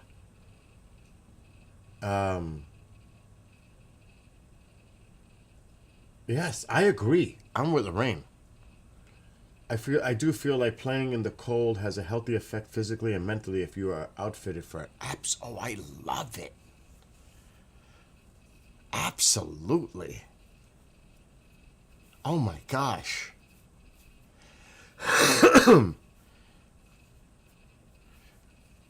I tell you, it is so fun. And like I said, I haven't gone skiing in a long time. It's fun. It is fun. Ice skating is fun. Snowmobiling is fun. Even just taking a simple walk in the woods is fun. For some of us that see it as fun. Other people are like, hell no, I hate the cold. You know, that kind of attitude. But I thrive in the cold. I hate the heat. I don't like the heat. I like the cold. I prefer a cold climate than a hot climate, personally. I don't like the heat. It makes me feel sick. It's weird. And it, like us, to each his own, you know. If you see it through the eyes of a child, it's like sparkly and magical. I'm going to get on the ground and make an angel. Or a snowman. It does have that atmosphere. It does have that special. It does. I don't know, even when I'm shoveling and removing snow, I'm still enjoying it in a weird way because of the atmosphere.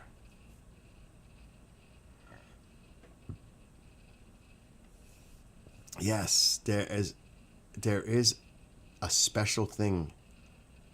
It really is. And like I said, there's nothing like Christmas Eve. And it's just a day. I know, it's just like any other day. It's just a holiday.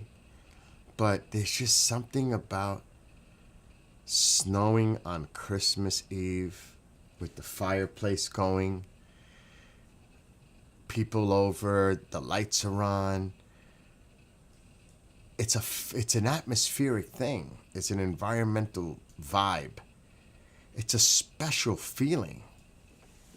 It's like going down to the city, and I've done it many times, and not too long ago.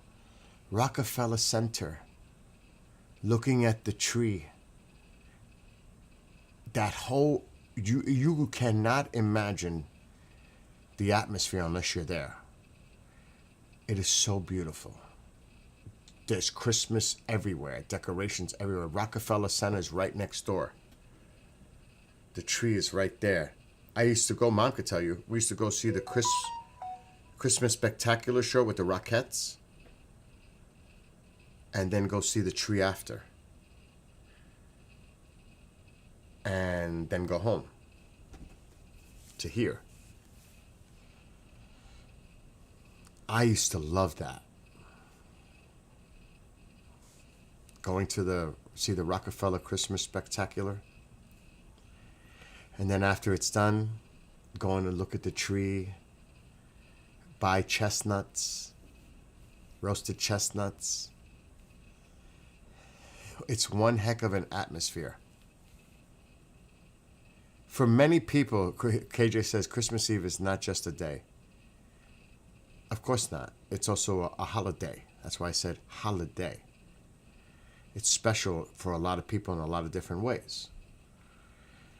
But it's the atmosphere. Just like Christmas Day.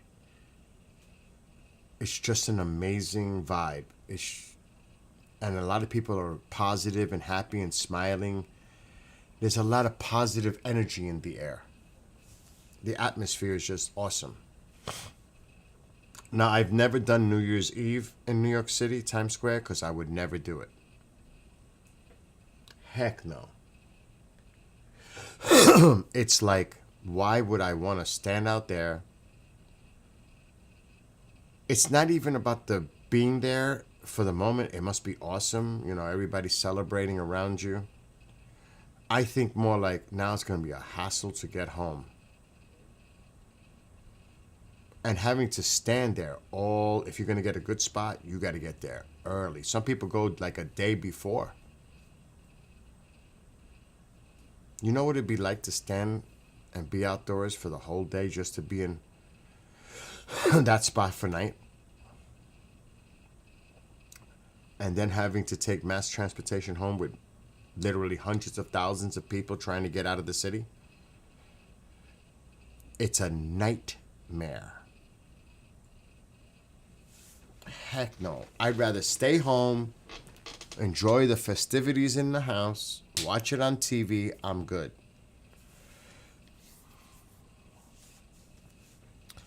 KJ says his favorite holiday is 4th of July and then Christmas, so you know I'm out there shooting fireworks off at midnight.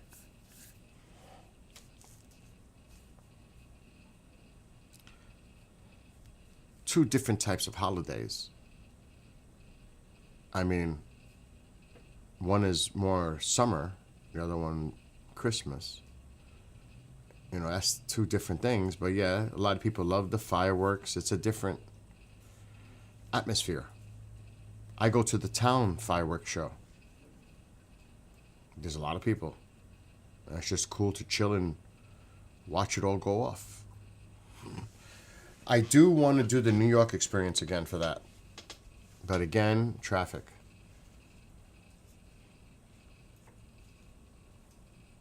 I don't know if I want to deal with that. But it is super cool. The Macy's spectacular. I would say there's 3 locations. Nothing beats New York. Forget about DC. Forget about Boston. Nothing beats New York, but that's in the United States. Australia does one heck of a New Year's Eve thing. I'm talking the 4th of July now, but Australia, Sydney, their fireworks for New Year's Eve is unbelievable. Unbelievable. It's beautiful. It's amazing. But I've gone to New York in the past, and it's just phenomenal. And it's constant with the barges, and now they're doing the bridges. They threw that into it. Oh my God. DC puts on a great show too, and so does Boston. In the United States, I would say those 3 are the top. I would suggest, if you can, for 4th of July here, for those in the States, try to experience at least one of them. It is amazing. It goes fast, but in those minutes, it is absolutely stunning. It's awesome. And you have to be there to understand. You know, everybody, a lot of these smaller towns, places, you know, do their fireworks thing. But when you see it on a large scale like that, you can feel the concussions because you're so close to it. And the sound, it's just constant. It's like, and it's everywhere you look. It's just amazing. It's not like here in this town here. Ooh, a couple of boom, boom, boom, boom. No. Yes, I agree, Lorraine. But take a look at video of some of other countries' New Year's Eve celebrations with their fireworks displays. It's phenomenal. I love Australia. They do an amazing fireworks display for New Year's. A lot of them do. China, Hong Kong, the UK. A lot. A lot of very impressive New Year's Eve celebrations. You could go look them up on the Tube of You. I love, because you remember the time zones, you get to enjoy that live. You can see that early in the day here. I can see Australia celebrating in the morning here, and it's their midnight there. Because they're, what, 14 hours ahead of me? So at 10 a.m., I can go and watch Australia celebrating their New Year's Eve. Or New Year's. Live. Because they have it. Same thing goes with a lot of those places. Because they're ahead. I hope I'm not getting sick, because I feel like I am. So yeah. It's different. You know, we all have our different times to enjoy. But Christmas, it's one of my favorites. Because Christmas is not like 4th of July. 4th of July is 4th of July. Christmas, those lights go on for weeks. The atmosphere lingers for quite some time. Yeah, you in New Year's and 4th of July, people put the flags out. I have a flag out all the time, except in the winter because it gets shredded. The winter is not a good thing for the flag here. I bring it in. It gets weathered badly. Could I keep it out all year? Yeah. I should.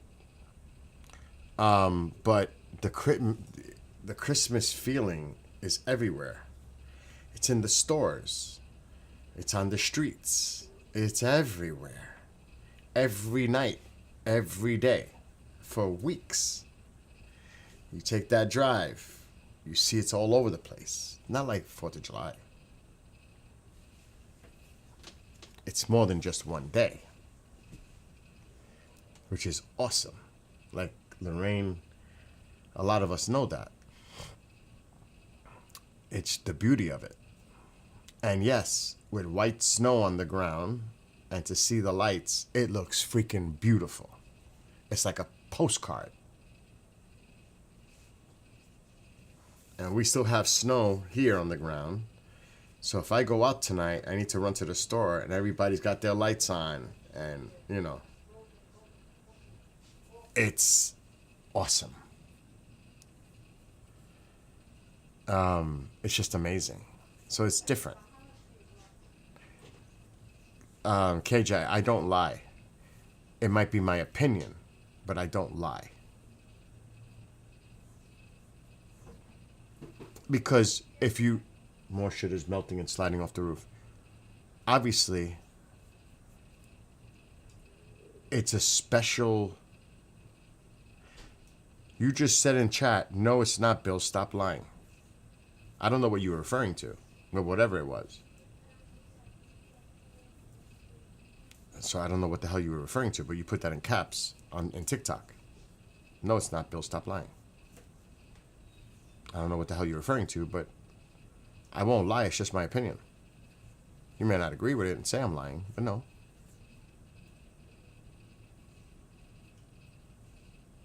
To you saying Christmas Eve is just a day.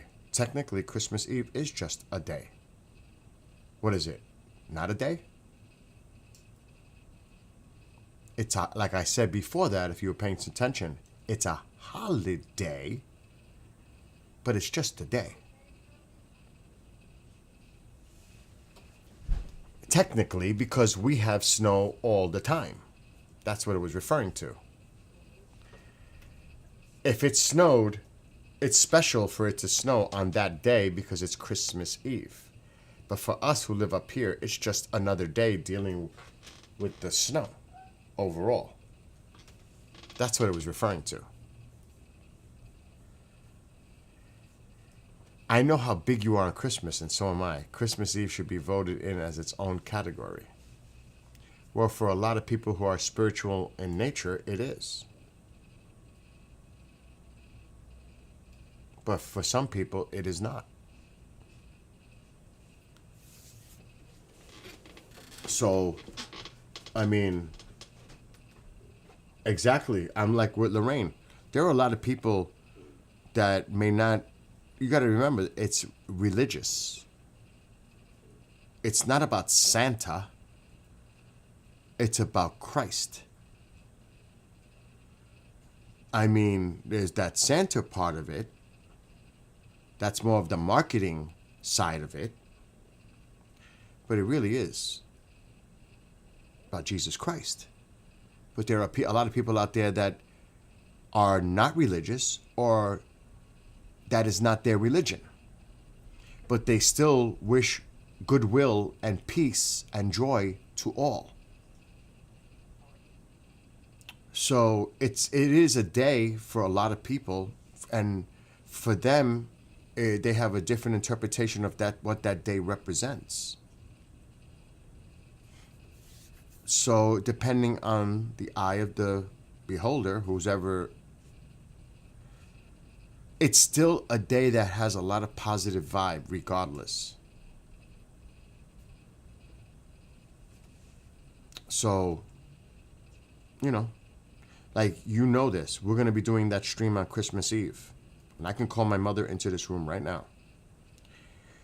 I usually watch Christmas Mass live from St. Patrick's Cathedral with, not the Pope, Cardinal Dolan, Yeah. at midnight. But I'm going to tape it this year because I'm going to stream. But Mom knows that. She's right here. She hears me. Right, Ma? Yes. Don't we watch it together? Sure. But I was raised a Catholic.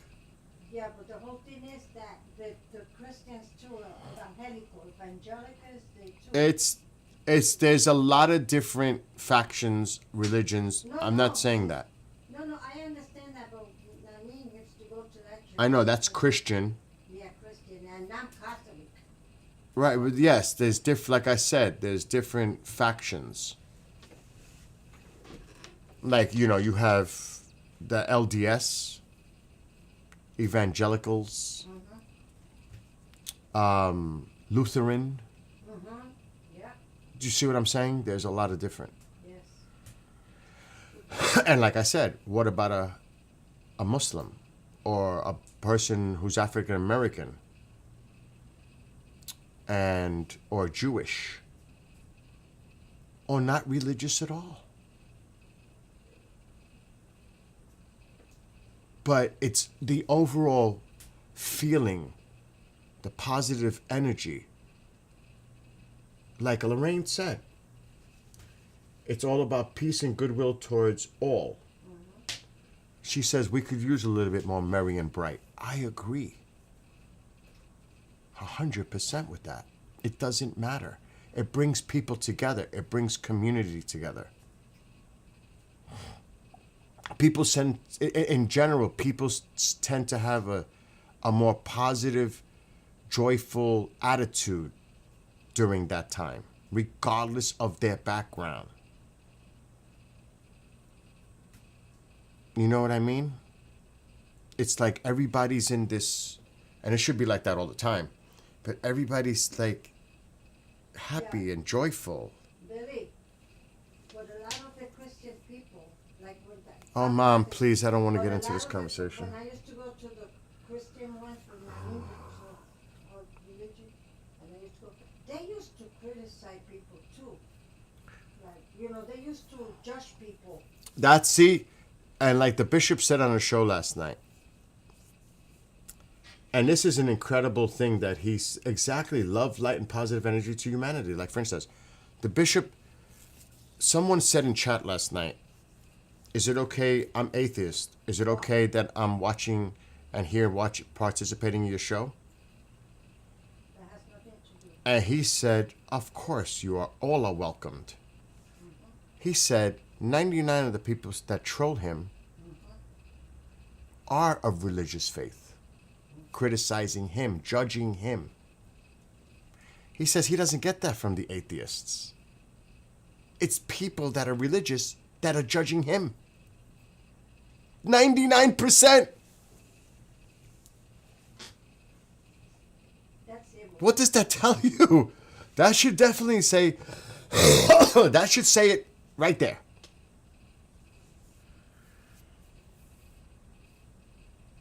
Let's not forget those who gather to celebrate the longest night during the winter solstice. That's correct. That's right. So again, to me, it's also about respecting everyone's beliefs or lack of beliefs.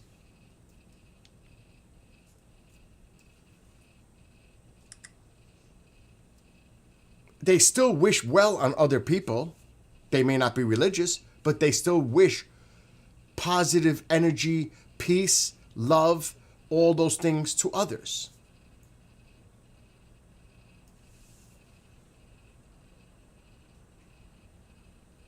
Who the fuck is this? Oh my God, what is this now coming in?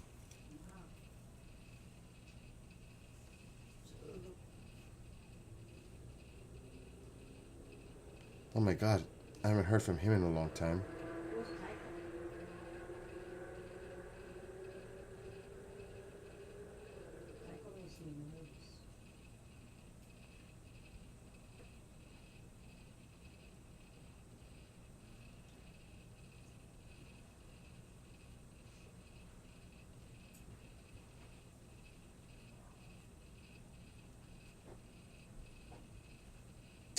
I can't pay attention to stupidity like that right now.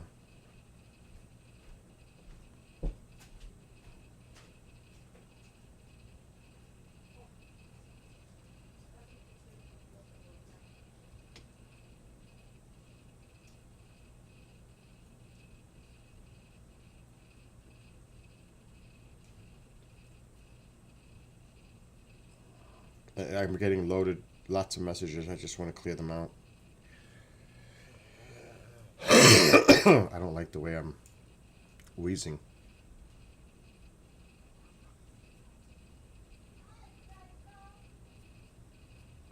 Okay, that's done. He sent me an email. What's he talking about? I don't see an email. What a character. He's on the bed. I believe it. I don't see no email. ¿No tienes cigarrillo? Yes, I do. Here. Tíramelo. No sit up for a minute. Right there on the couch, on the chair. Thank you. I'll have to check something because an old friend, a host, says he sent me an email. I might have to call him and tell him I did not receive it. Unless somebody hacked his account. That's always a possibility. Oh no, he did.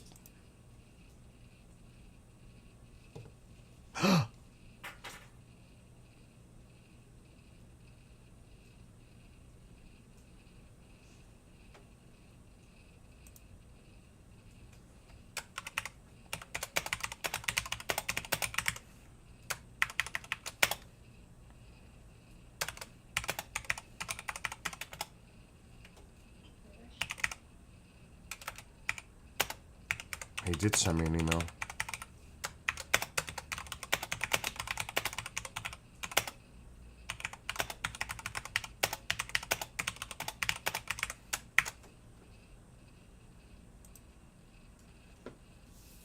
Wow.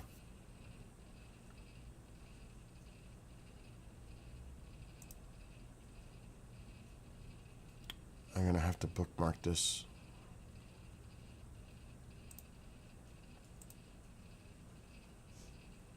His wife is really, well, I'm not going to get into details. She's not well.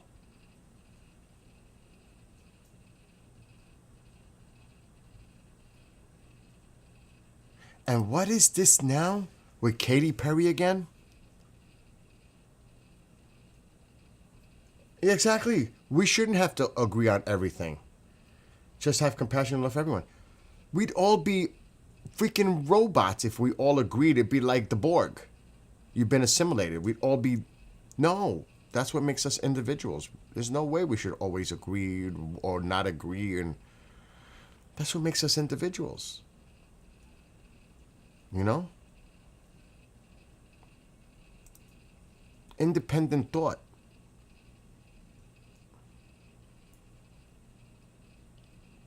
Totally agree with you, French and Lorraine. Everything you guys are saying. And if I didn't agree, I would say it, and you guys could counter it with your opinion, and I would respect it.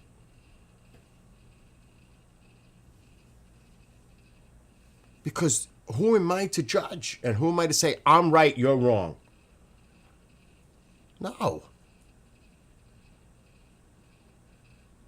But that's the times we live in. I'm right, you're wrong. No matter even if you provide them facts that they're wrong, they're still right. You know, that's the environment we live in. I'm looking for this email. Oh my God, look how many emails I got in just this morning. This is like retarded.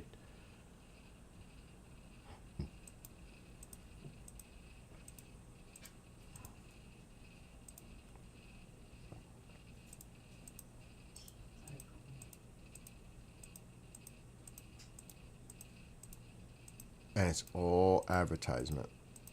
Everything. It is retarded. All trying to sell something. You hear how many clicks? This is just from this morning. QVC, NHL, Costco's, Best Buy, QVC. That's you, Mom. Yep.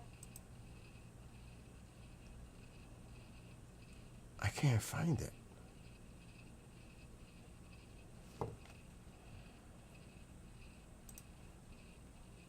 Oh.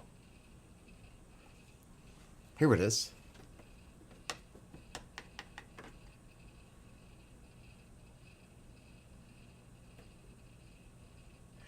Lorraine says, okay, I will say for those who do a traditional Christmas, my heart goes out to you trying to keep it together in an unaffordable economy.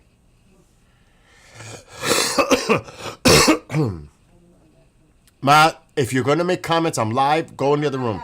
I don't either. You better take some medication. I'm going to the store soon to get medication. Katy Perry finally goes Instagram official with Justin Trudeau as she shares snaps from Tokyo Getaway. Aw, look at the two of them.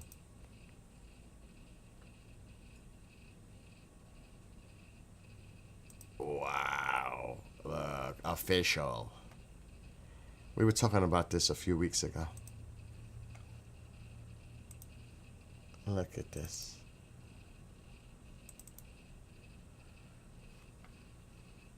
Lorraine, you might get a kick out of this, or maybe not. Oh, it's funny you said that. I just got a thing. Republicans worry about they're not doing enough on affordability. That's amazing that just came up.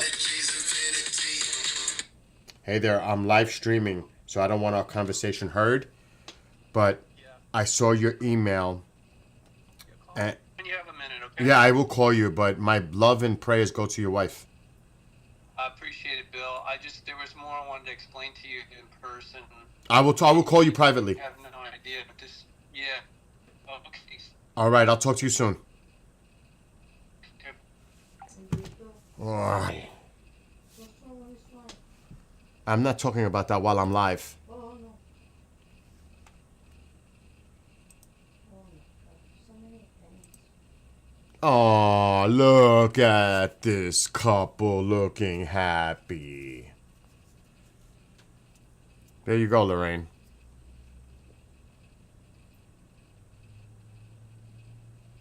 Oh my gosh. There's more.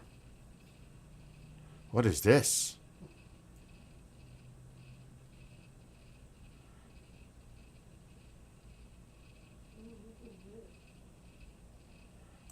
Let me save this one. There's another one. In Japan. Oh my God, there's a bunch.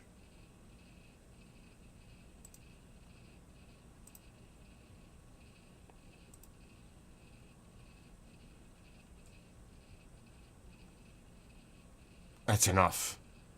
I cannot do no more. Oh my God. It's a love fest.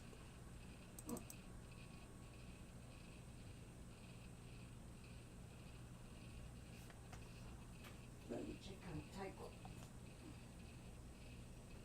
Oh my God, it's a freaking love fest.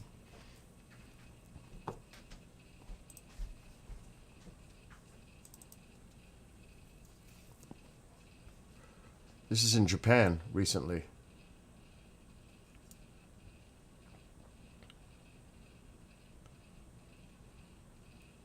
Look at this. That's the same picture, but they cut the rest of them out. So there you go. These are the like photos I just seen. Katy Perry and Justin Trudeau. I don't know what to make of this. Like, what the... What?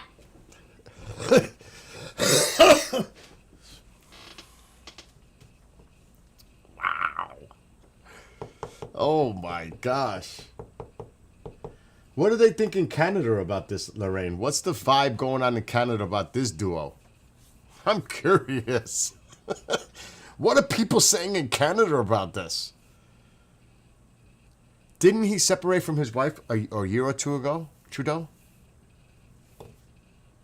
And when did he meet her, Katie? And when were they starting to get, like, chummy? After? During? Before? Divorce? I don't know. But that's like, what is going on? That's just to me. I can delete those photos now. I don't want them on my computer. Yes, he's not. He's not been officially divorced very long. Oh, though he's been separated for years. Separating. Okay. That's a like a dicey gray area, because if you're separated, is that saying that both of you are now seeing other people? Separated is not divorced, though. Until you're divorced, that's when it's done. Separation kind of keeps the door open for possibly making things work. You know what I mean? You laugh over the combo there, too? Oh my God, I better go get medication. This is not good. I need to drink that black seed oil. You know, it's kind of a weird thing. Just saying. It's kind of just, it's just, I don't know. It's like I'm a little weird vibed by that. I don't know why, but it's... I'll tell you one thing. I saw a clip yesterday. It was the Speaker of the House with his wife. And I was like, oh my gosh. This is just weird. I'm like... It looked like something out of a skit. It just looked weird. He's sitting there. His wife's dressed in red. He's sitting there. Yeah.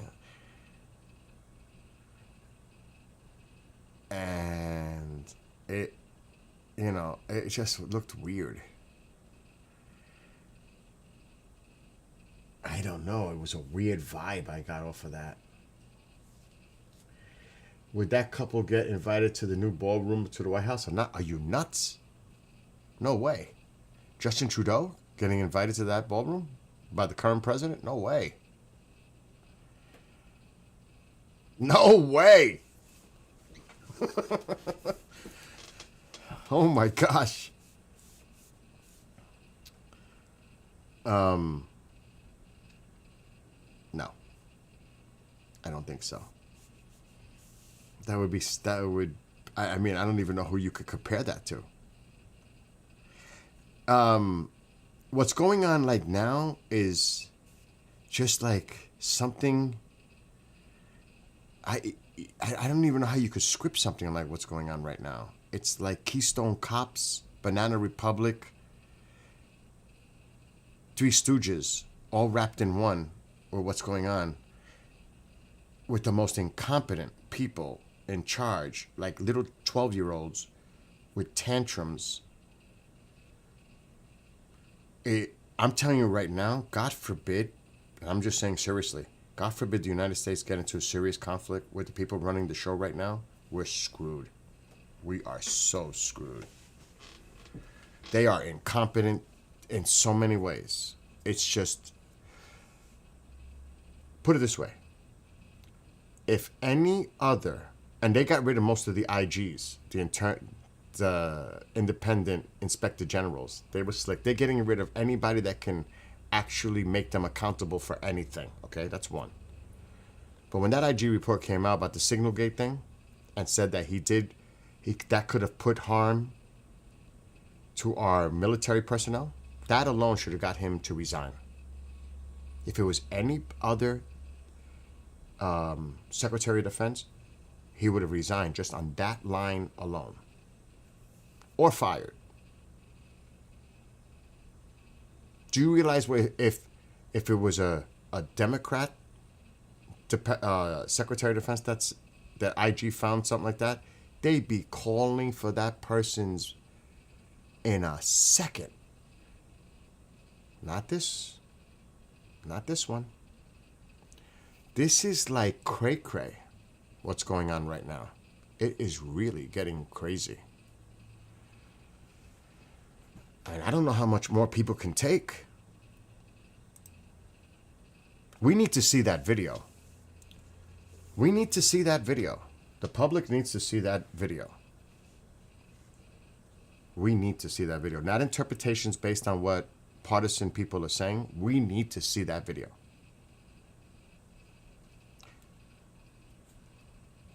Oh my God, in the past, you could look up the history.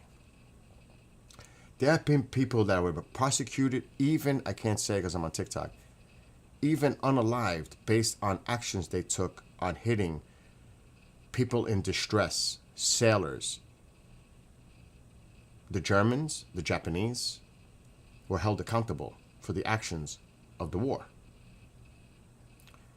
Because somebody is shipwrecked and they're holding on and clinging and happen to go on a capsized boat and are waving. Now, the two sides are saying, yeah, they're waving to signal other drug traffickers things. Or they're waving to come and rescue them. Regardless, they are in distress.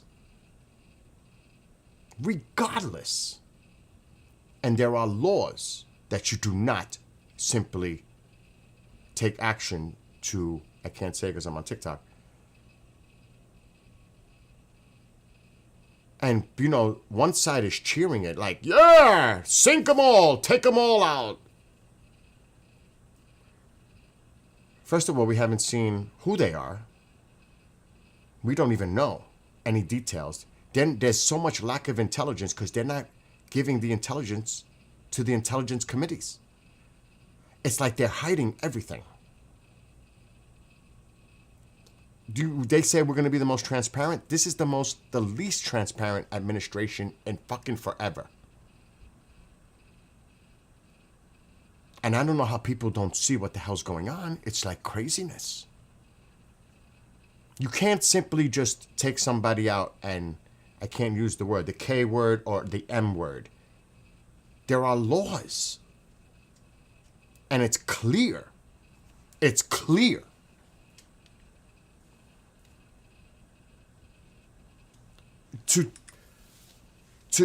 And there is actually, you have to go through a certain thing. You just can't say, I'm calling them now narco terrorists. They are now considered the T word. Well, that has to be done in a procedural way. You just can't say it and it's done. Actually, Congress, who's not saying anything, they don't want to get involved. Like it's remarkable, but there's actually a procedure involved with that. But regardless of that, just listen to the law. Let me read it to you. The actual text of the law.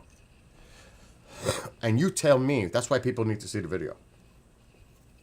Oh, the guy took off his shirt like he's taking a suntan. These people are such idiots. Trying to make excuses for it. Here's the law. 18.3.2.1. Department of Defense Law of War Manual. This is what is taught. Clearly illegal orders to commit law of war violations. The requirement to refuse to comply with orders to commit law of war violations applies to orders to perform conduct that is clearly illegal, or orders that the subordinate knows in fact are illegal. For example, orders to fire upon the shipwrecked would be clearly illegal. All this other side noise nonsense, oh, they could have been signaling to others, or they were getting on a radio. Where's the radio? Boat is capsized. Where's the drugs? If it's drugs and it's exposed to water, the drugs are done. They're done. What the fuck are they talking about? Really? They're trying to flip the boat over? Really? It's shipwrecked. It's done. Oh, but now we have to destroy the vessel. It has to be sunk. That's not what a shipwreck is. It's the law. So they're trying to make excuses now of the actions. No. No. So, they're going to try to get around this one. The law is clear. That sends a horrible signal to other countries, our adversaries, that, oh shit, United States is throwing the law out the window. We can too. They don't care. They're not respecting the law. They're not obeying the law. So why should we? It sets a very bad signal out there. I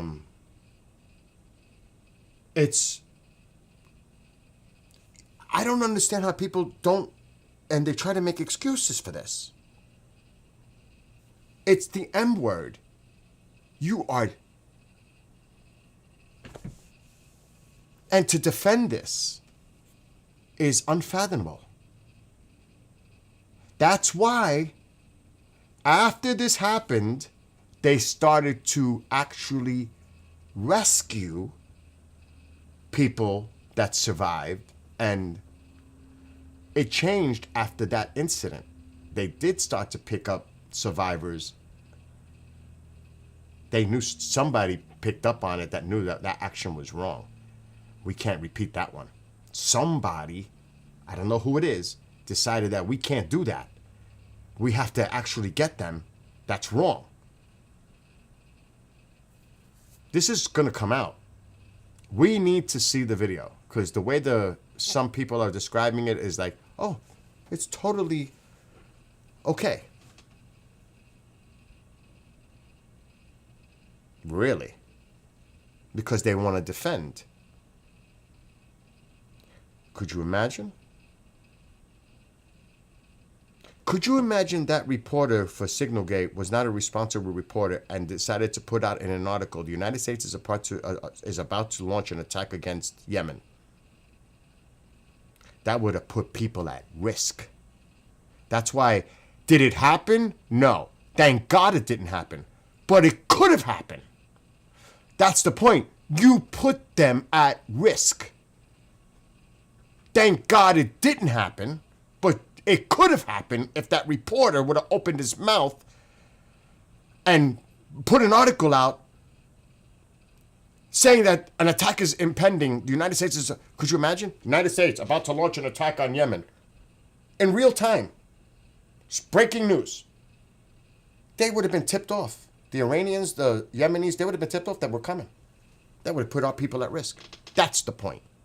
Thank God it didn't happen, but it didn't happen. That's not the point. It could have happened.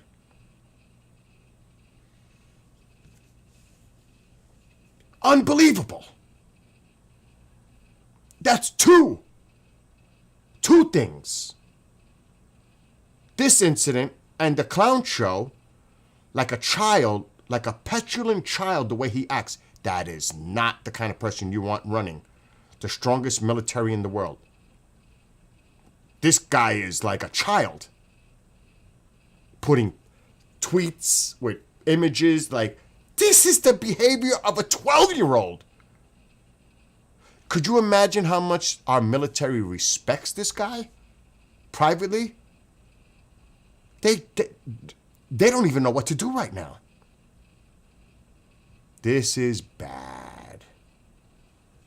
And of course, if you look at the polls, 35% approve this, 38% approve. That is totally a base number. Because that's the only ones that are supporting this nonsense right now. Because they have no choice. They're going to support to the end of the earth. If it was a flat earth and he went over, they're going over with him. Because he can do no wrong. And when are people going to call this shit out for what it is? When are they going to start waking up and realizing what it is? I don't know. Trust. Lorraine, I don't know how it is in Canada, but in this country, there is no real, that word does not exist. Nobody trusts anything, nothing, unless they are listening to what they want to hear. That's the only thing they trust. What they want to hear. That's what they trust. Whatever side. That's what they trust. The information coming to them, whether it's from Fox, Newsmax, CNN, MS. I think they changed their name. MS. It's not NBC anymore. I can't remember what they changed it to. But whatever outlet or whatever podcast they're watching, they feed on this. They thrive on it. That's all they want to hear. They want to be shoveled this shit constantly, 24/7. They get all passionate and rah-rahed up. MS Now, okay. They get all riled up by it. And that's how they control these people. They don't have objectivity. They're dug in. Bottom line. They can't see outside of it. And they sure as hell don't want to listen to what the other side is saying. It's the worst it's ever been in this country. And that's why this country is so divided. And it's not good.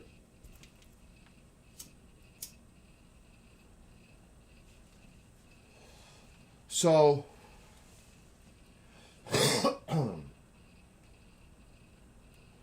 now the one that's gonna be the goat, the scapegoat in this is the admiral that made that order.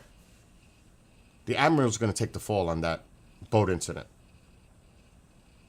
He's gonna take the fall. He's gonna be the scapegoat. I could see that coming already. And any of the other people involved lower level. It won't be, they're gonna find a way to blame somebody else to take the blame than the others. But it'll be interesting if people involved will come out as whistleblowers and say, nah, that's not exactly what happened. I got proof people still return lost keys and bank in this region in 2020. They still stop to help vehicles that have gone off the highway. Okay, now what you're saying, there's still a lot of good people out there. I live in a conservative area, but it's moderate. It's different. Moderate Republicans. And it's different. They're called rhinos now. Republican in name only. That's what they're labeled as. Moderate Republicans are rhinos. They're not in the MAGA movement. This community here, people may disagree with each other, but they respect each other. And they'll help each other. But, you know, when you're on these left, right, extreme positions, there's so much animosity between. It's not good. But like, I know what my neighbors, because we talk about it when we hang out politically. I know where they stand. I don't agree with some of the things they say, you know, like anything else. But if I disagree with them on something, I'm not going to hate them and say they're the enemy or evil or use the hate word. They just have a difference in opinion, and that's their right. But they're not going to put me down or degrade me and call me this or that because I don't agree with them. It's different. And yes, people do help each other regardless. In a situation, you will see people up here helping each other regardless. It's not like they're getting out of their car and saying, do you need help? But wait a minute. Are you a Democrat? Are you a Republican? No, that's not what people should do. You should help each other regardless, not because of politics or religion or color. It's the right thing to do, period. You can only imagine, just think how many people no longer communicate with each other because they find out the other person's a Democrat or the other person's a Republican. They don't talk to each other.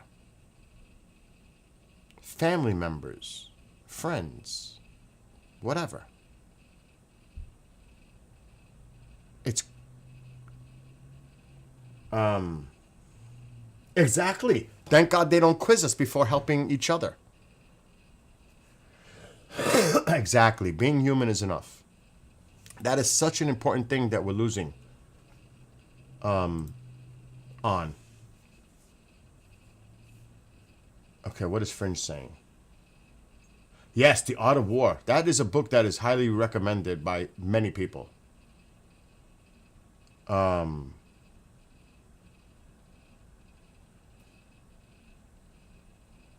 me see. Laying plans, waging war attack.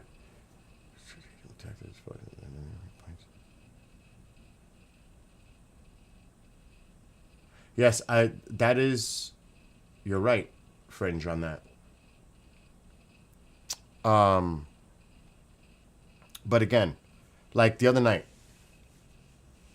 and like I've always said, I used to be, when I lived in the city, a Democrat. When I lived in New York City, definitely. I've been living up here 20 years. I'm an independent. I'm a moderate. I'm in the middle. And believe it or not, as an independent, I vote both Republican and Democratic. I don't have to be dug in to either party. I am going to vote for the person I think is best qualified to do the job and the interest that I have, not by party alone. Because a lot of the times when you vote on a party line, they say they're going to do things, but when they get in to their positions in the House and the Senate, they go along with what everybody else says, and they're not really doing what's best for their constituents. So I'm going to vote for the person I think is doing best for me, for my personal interest. Safety, infrastructure, property taxes, reducing cost, trying to keep it controllable. The things that anybody would find important, healthcare, whatever it is. And that's what people should focus on, not based just simply on party, because if that was the case, a lot of people who voted for this current president in these red states are going to get hit the hardest from the cuts of Medicare, Medicaid. Medicaid's going to, ACA marketplace, a lot of people that live in red states are going to get affected. I've showed this many times, the data. 6 out of the top 7 states, one being New Mexico blue, are red states when it comes to Medicaid. Most money from federal government assistance for Medicaid. 6 of the 7 are red. So these people that represent them in Congress, and they're going along with cuts to Medicaid, they're hurting their own constituents. Do I want somebody in power representing me, not looking out for my best needs, but going along with everything? No way. Hell no. You're not looking out for my best interest. You're looking out for the best interest of him and what he wants. What about me? What about what I need? What are you doing? And this is why they cannot do town halls or rallies, because that would be a bad look for them being booed off the freaking stage. They can't do it because people are pissed. You can't tell people, oh, affordability is a fraud. It's a Democratic hoax. What? You tell that to people out there that are everything's going up, and they're like, what the hell is he talking about? What is he talking about? Does he go shopping? Does he pay for anything? Does he know what's really going on? You just tell that to Americans that are really living the hardships right now of everything going up, and you're going to tell them that it's a fucking hoax? It's an outright lie. Who believes that? 35%? Because he can do no wrong? You gotta roll your eyes. It's like, for real, people, you are still saying he's right? Are you fucking for real?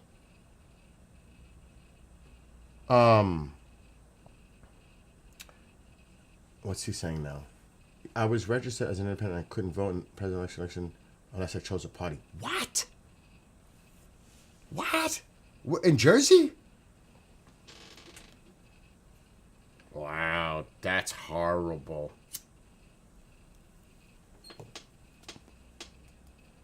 Wow. That's terrible. But okay, but even if you're a Republican or a Democrat, you can still cross party lines. It happened in the last election. You know how many Democrats voted for President Trump? A lot. A lot crossed that party line. A lot of Hispanics, a lot of African Americans, they weren't voting for Kamala. They voted for him. A lot of independents voted for him. You don't see that often Republicans voting for a Democrat, though, crossing party lines. Not as much as Democrats vote for a Republican and cross the party line. So, just to be clear, I find that really bizarre, though. As an independent, you couldn't in the presidential election unless you chose a party? Wow. Something's got to change in Jersey if that's the case. That's BS. I can't, but you bring up coffee, Lorraine, and I'm not joking. I can prove it based on past receipts that I've ordered on Walmart. October of last year, I paid less than $12 for a big can of coffee. It is now, because I just bought one yesterday, $19.77. The same can. That's just coffee. Bread is up. A lot of stuff is up. Produce is up. Meats are up. A lot of stuff is up. It's freaking ridiculous. And I can prove it because I have Walmart past purchase history orders where I can show you the price. So it's not like I'm making this shit up because I can prove it with numbers.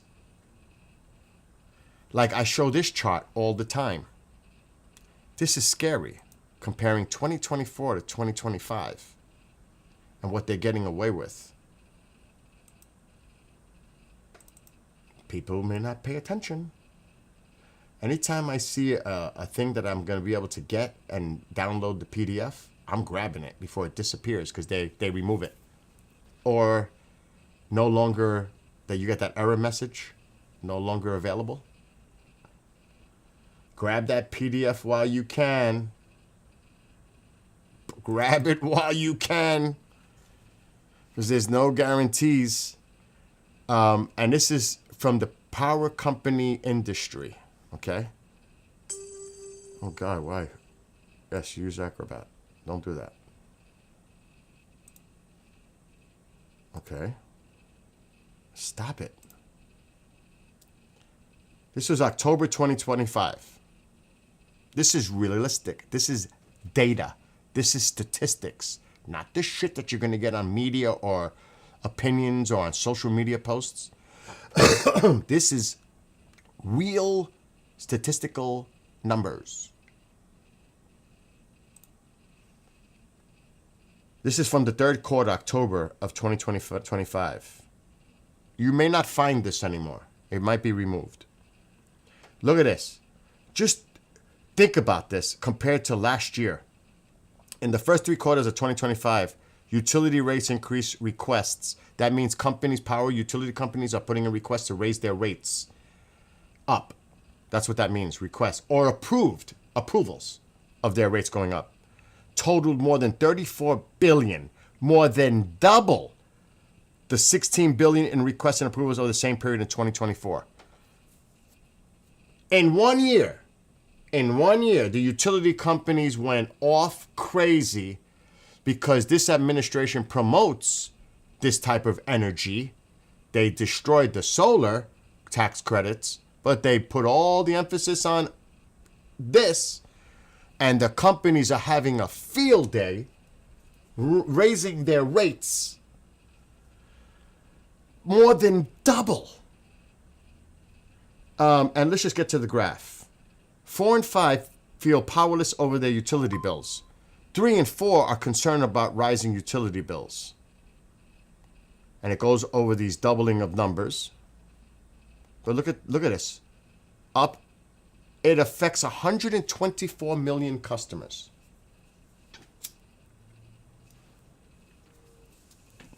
Here in the Northeast, it's the least affected. Then look out west. Look down south. It depends where you are. Now let's look at this graph. Comparison from last year, August to this August. Pipe gas up almost 14%. Electricity up 6.2%. Car insurance up by 4.7%. Healthcare insurance 4%. Nursing home, adult care services, rent 3%. In comparison to just last year. Who pays these rates? Of course, the consumers. So don't you dare tell me that prices isn't going up across the board on so many things. So many, by quite a significant amount. I can show you another example where Con Ed was going to try to pull on New York City residents for their utility, but the state reached a deal with them. They wanted to raise their rates by 11% on electricity and 13% on gas for next year. In New York City, cost of living. Could you imagine for your utilities?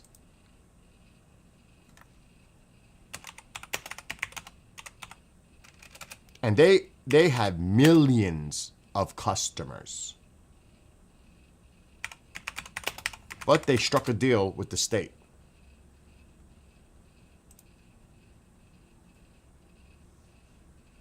Thank God. Let me see if this one comes up. Okay. After a massive backlash from the public, after they heard about these rate increases, Con Edison slashes rate increases to 3.5 for electric and 4.4 for gas after massive public pushback over original 11.4 proposal. That was for electric. It was 13 point something for gas. 13.3. A 3-year settlement was reached that runs 3 years, affecting millions of customers. These are the facts. Those are the facts. They wanted to raise them over 10%. I know people that live in New York City, their utility bills are insane. As with the current rates per kilowatt, and it's going up. It's always going up. So what do you tell those people? Prices are going down for millions of people? Really? No. And that's why you could say one thing, but people's true experiences and what they have to pay in their homes every day know everything's going up.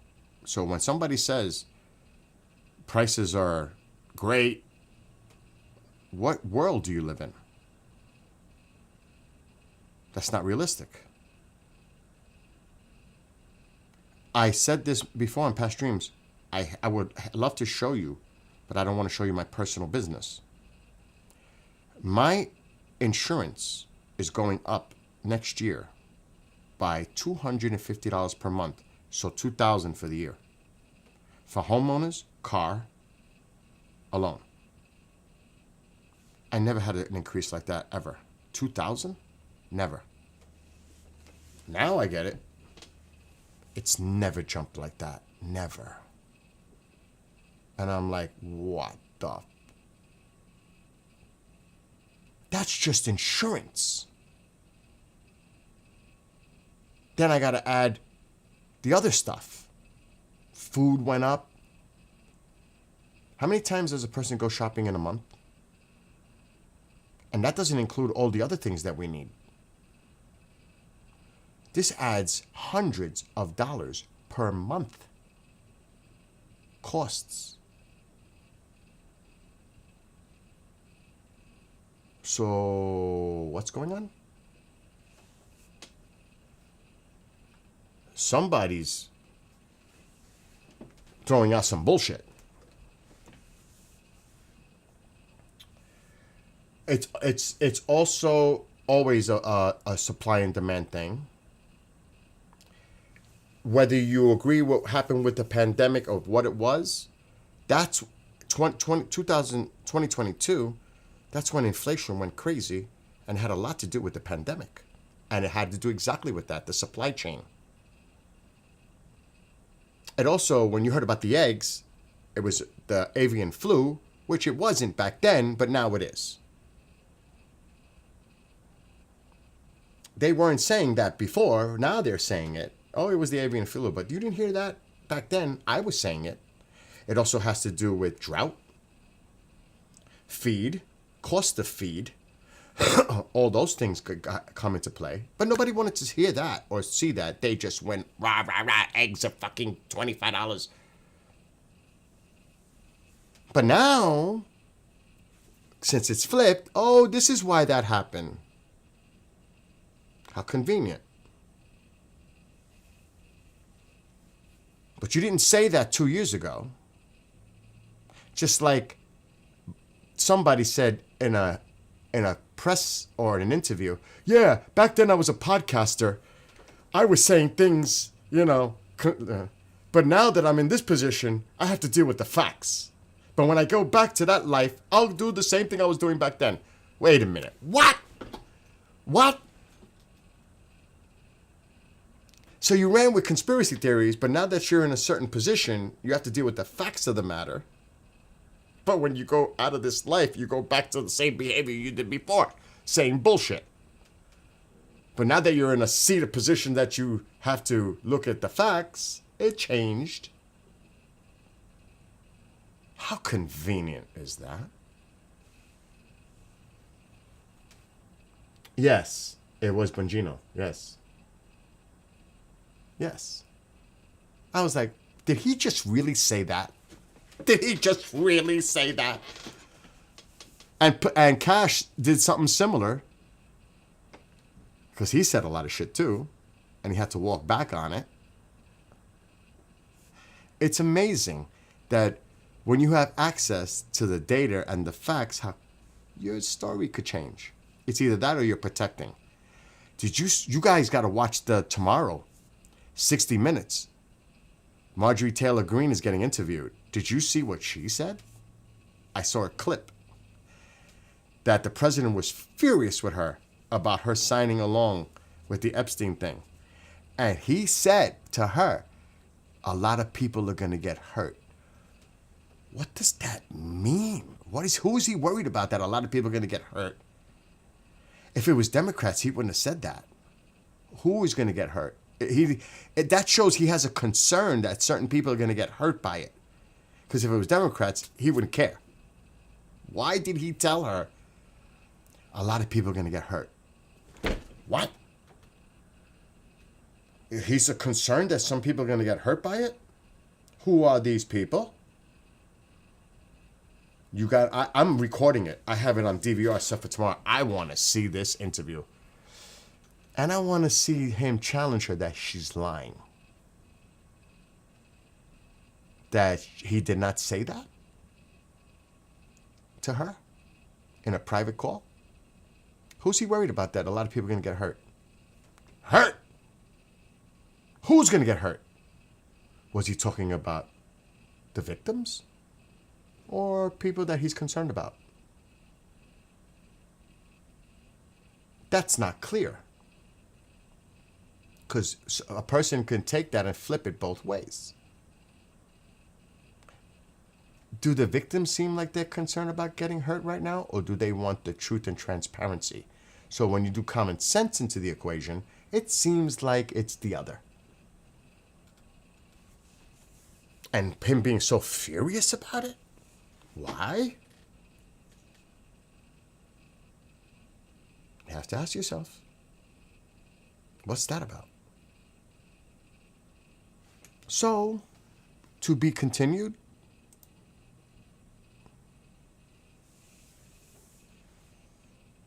Yes, welcome back to the current timeline. You know what's so sad? And it's politics. The hypocrisy. It's so ridiculous. And this has been going on forever. Nothing new. It's politics. When somebody does something on the other side, they go all after them. But if it happens to their person on their side, they're silent like crickets. That's politics. That goes without saying. But you could really see it being exposed right now. More than ever.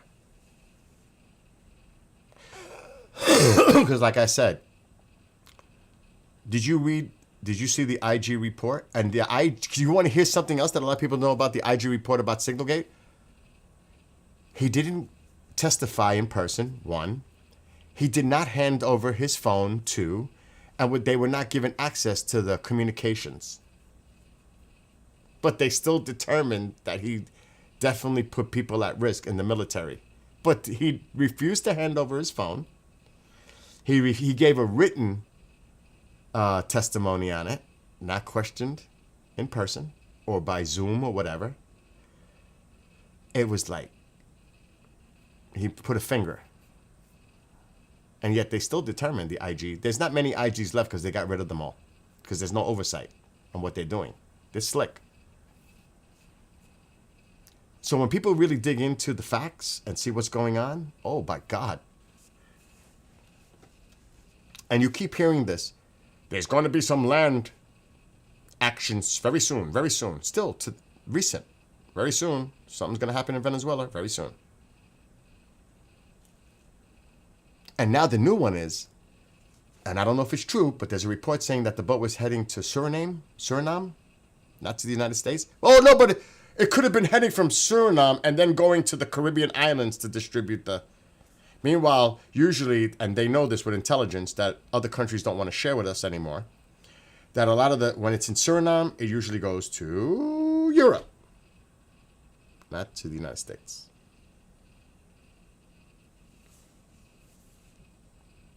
So they're going to make excuses. They're going to come up with something.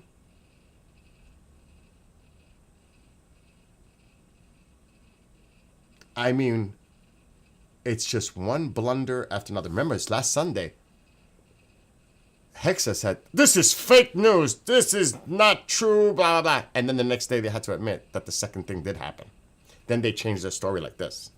Kept changing. It kept revolving to cover their, it kept evolving. The story kept evolving. And I know lawyers got involved to say certain things. Well, the second one was, so because it's the law. They were looking at the law, the shipwreck law. Well, the boat was still afloat, though capsized. It was still afloat, so it wasn't sunk.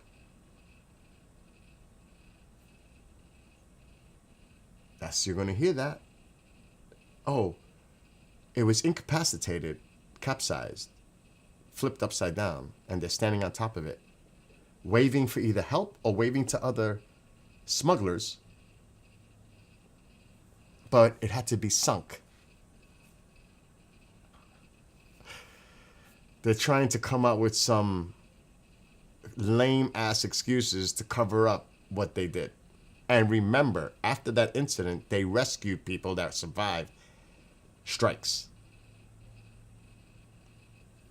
You can hear the snowmobiles ripping around out there.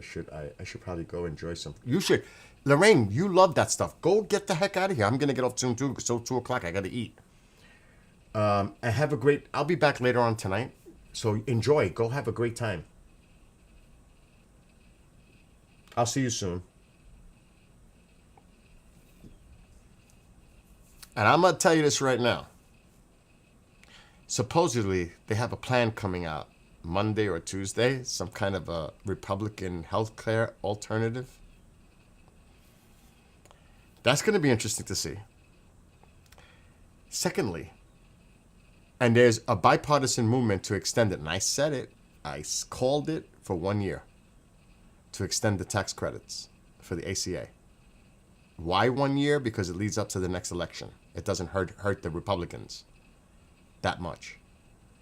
They want to get it past the elections for 2026. They're not stupid. They know.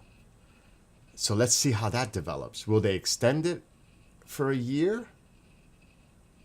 Or will this collapse and the shit hits the fan where everything goes up? We have to keep an eye on this. I predict they're going to pass the plan for a 1 year extension with some changes. I would probably say that's a good bet. Let's see if I'm right or wrong on that one. They know better. They know better. They're already in Schitt's Creek. They know it. So that would be bad. It's already bad on the economy, affordability, cost of living issue. Though somebody's in denial of it, it would be even worse if you hurt millions and millions of people and having them to pay more for their health care instead of extending it for another year. Then deal with it. Get past the 2026 elections. Might help. Kick it down like they always do. Kick it down the road. We'll deal with this at a later time. Kick it down like they always do. Let's just kick it for now.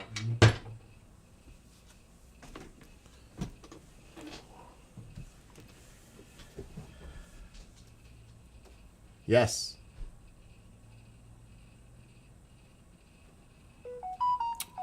They are heavily influenced. That's got to be Kendrick. You're right. The China, Russia, Iran. Wait, hold on. 1 second. He can't hear. Kendrick!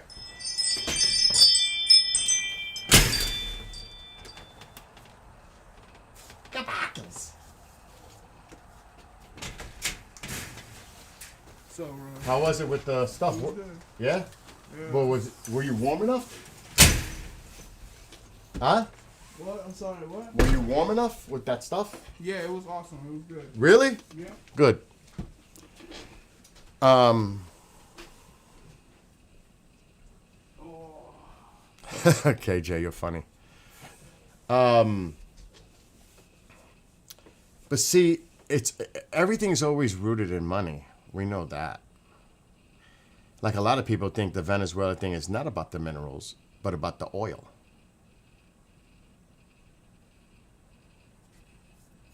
Because that was actually mentioned. Venezuelan oil. But if you have a civil war, if Maduro's unseated, you're going to have unrest in that country. It's going to take time. The market looks at that as being unstable for oil production. So that can affect the markets in not a good way. It could destabilize it.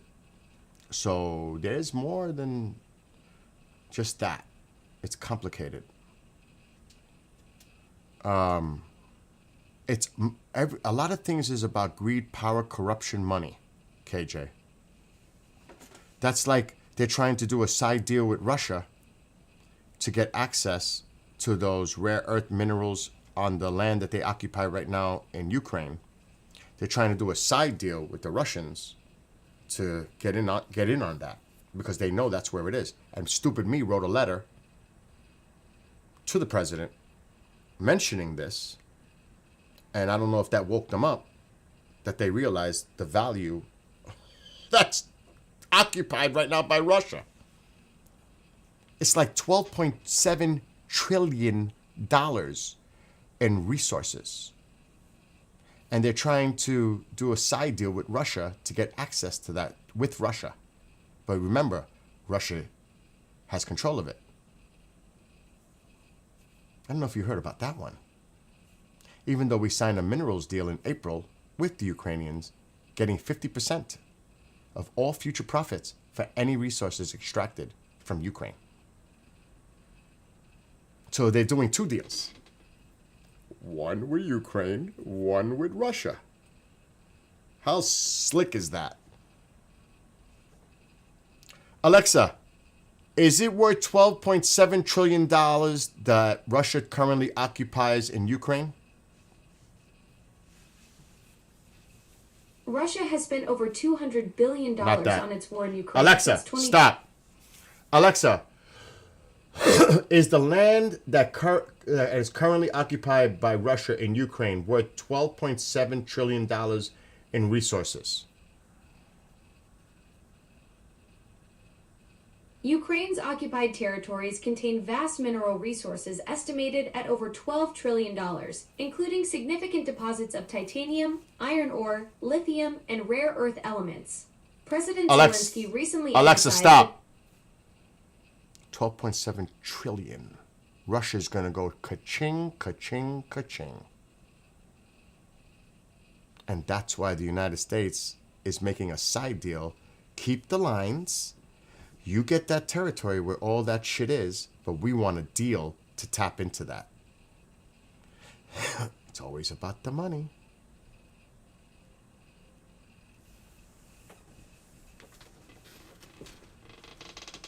$12.7 trillion. Valued Russia would get possession of. That's going to fuel the Russian economy that is almost shredded. We are single-handedly going to rebuild the Russian economy with this agreement. Do you know that? So all these people that say, well, Russia this, China this. First of all, the minerals deal would definitely help us on our dependence on China for rare earth. That's one, because we would get it from Ukraine. Two, we get 50% profits. And it's an indefinite agreement until the United States determines they want to pull out of it. any future, and this includes everything: oil, coal, gas, rare earth minerals, other minerals, metals, everything. U.S. gets preferential access in the Ukrainian deal. We're about to throw that shit away. Because Mr. Peace, Nobel Peace Man, just wants to say, I stopped another war.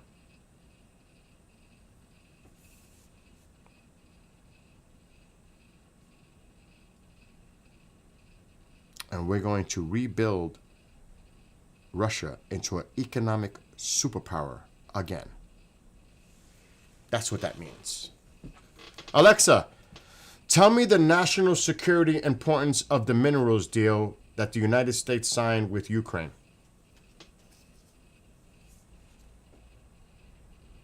The U.S.-Ukraine minerals deal establishes a jointly managed investment fund for Ukraine's reconstruction, with Ukraine contributing 50% of royalties from new resource projects.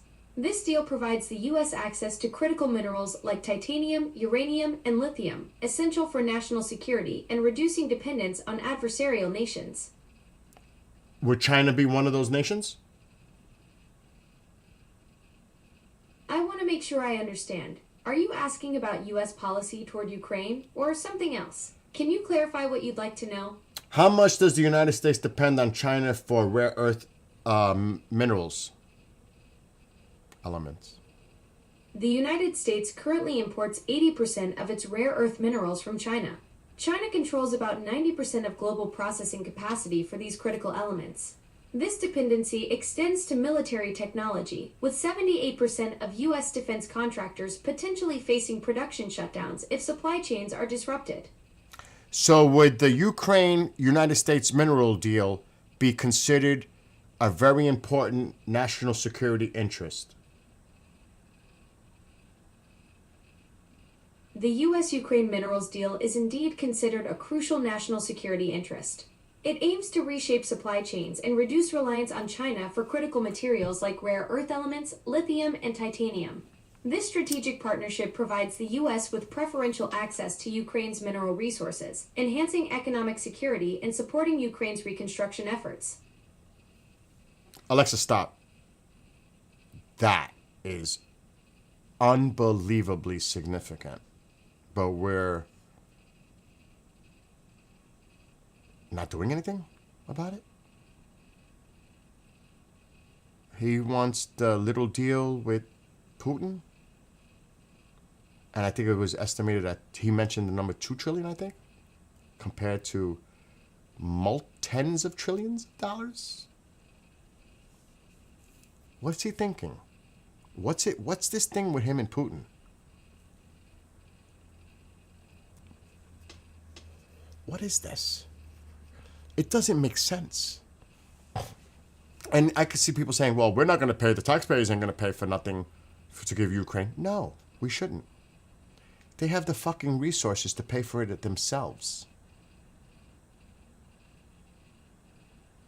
They're sitting on trillions and trillions of dollars of resources. You make them pay for anything we provide to them in an assistance capacity.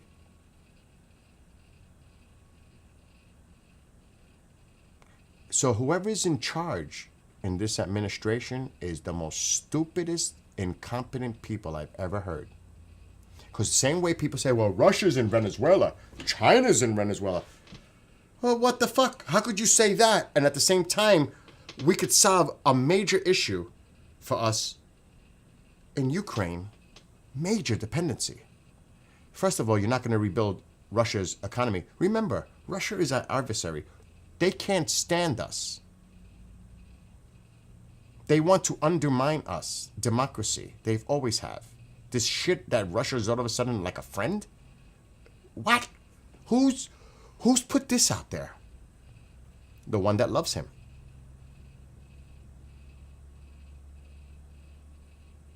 When did this change? China is definitely our biggest threat as an adversary because they're both powerful militarily and economically. They're definitely a bigger threat than Russia is. And we're not going to lessen our dependency? Isn't that the big thing? America first? Less dependency? And that shit doesn't make sense. We could pretty much eliminate our dependency on China if we were to stabilize Ukraine in some way and have access. We have preferential access, 50% profits of any future resource mining. It's a coup for American companies, industries. It is a coup. It is the sweetest deal you could ever have on the table. But yet we want to give that up to settle with Putin, who will then get control of that territory.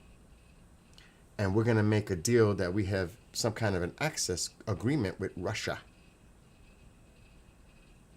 and give Russia $12.7 trillion worth of resources on occupied territory that they're on right now. Nobody worried about that? Nobody's concerned about that? From a United States national security interest perspective?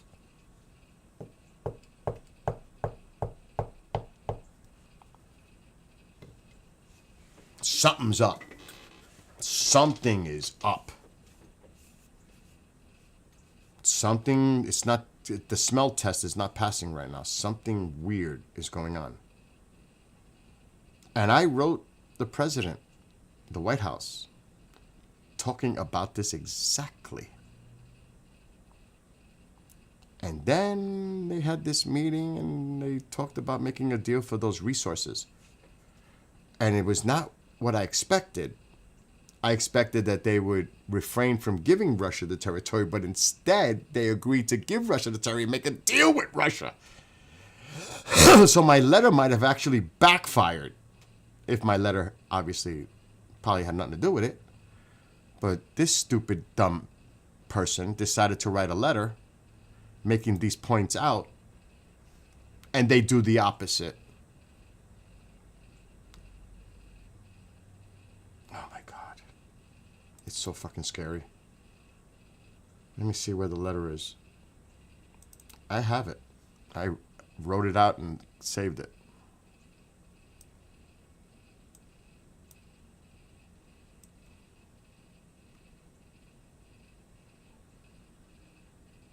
And I'll read exactly what I wrote. Here. Where is it? Oh my God, please tell me.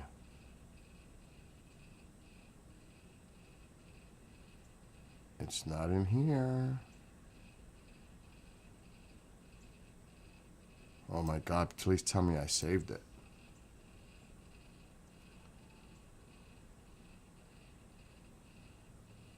Here it is, President letter. This is what I wrote about a month ago. Dear Mr. President, first, God bless you, your family, and all those that stand beside you and your America First policies. I would like to bring to your attention, if your staff has not already indicated or spoken with you, concerning the minerals deal you signed with Ukraine. If Russia were allowed to claim existing territory it now occupies, they would also be retaining 70% of Ukraine's resources, including rare earth minerals which are held hostage by China. Please do not allow Russia to take this territory, since it would be, at some estimates, worth $12 trillion. The deal you made with Ukraine will provide preferential access by U.S. companies and 50% of all future mining profits for all of Ukraine's resources. This is, in my opinion, a major national security interest for the United States and an incredible boost for our economy and less dependency on other countries, specifically China. This could be a legacy moment for you, your administration, and our country for many years to come. If you provide Ukraine with any type of support, They can foot the bill with their share of profits and pay us back, and not at any cost to the American taxpayer. Please consider the ramifications of agreeing to existing lines and how this would be a major blow to minerals deal and would reboost Russia's economy, which would make them an economic world power once again, not just militarily.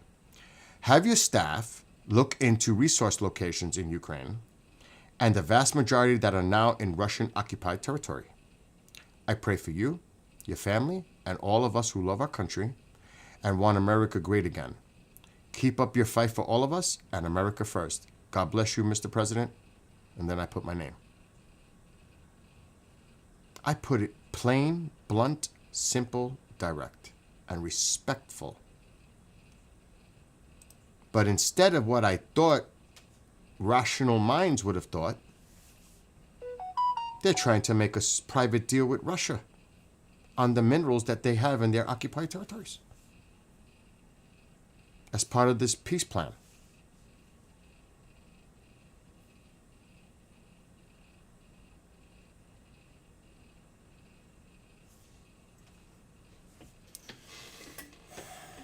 That makes me want to throw up.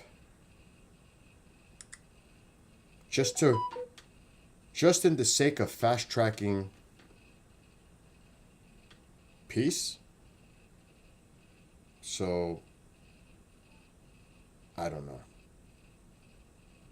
I have no clue. What is it with him and Putin? I don't know.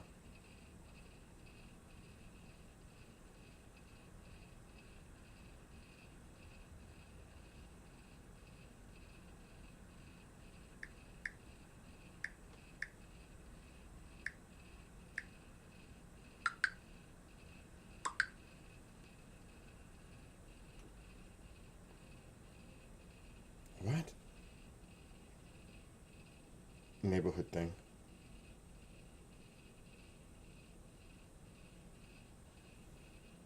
So we better think really clearly of what's at stake here.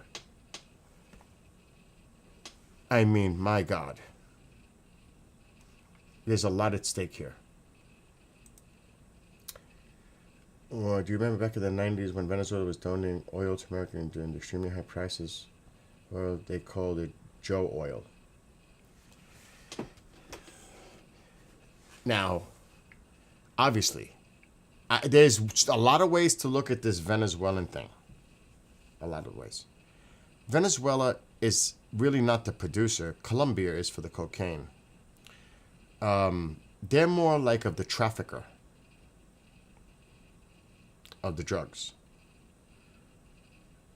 You really think this is about a trafficker and not the source of where this stuff, the fentanyl or the cocaine, or because if that was the case, it wouldn't be Venezuela. If you do the research, it's about unseating Maduro and getting the person that they feel was the legitimate president there and getting our access to that oil. The oil's where the money is. And the minerals. And to stop the influence of China, Russia, and Iran. There's a lot of heads to this. It's also, to me, we need to create a safer sphere in our hemisphere. I don't know if people look at it that way, but we need to create a safer sphere where our continent is. Not so much the overseas threat. What's going on in our neighborhood? There's many ways to flip and look at this from so many different points of view.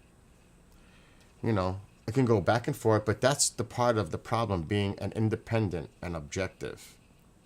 Because on one hand, you could say this, and on the other hand, you could look at it from the other angle and say something totally opposite. But that's the way it should be to reach your own. After you go through all that, then you can kind of wean it down and say, okay, I'm either for or against it after looking at everything.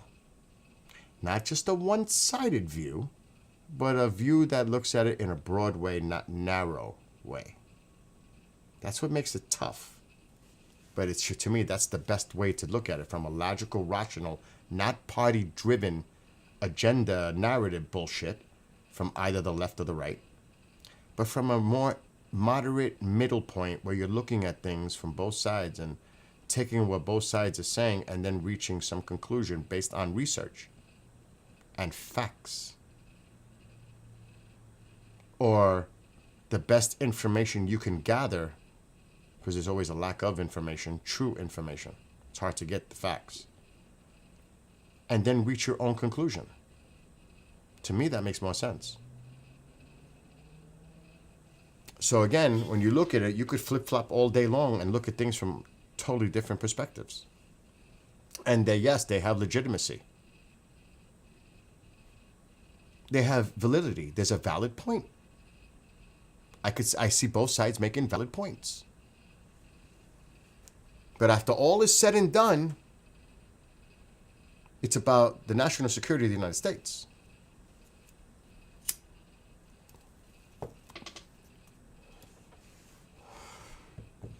And, you know, it's not easy. And I'm thankful it ain't my call, because it is not easy. It's, you know, people make it sound like it's an easy solution. No, it's not. There's some long-term, short-term ramifications. It might be all great now. What's the long term?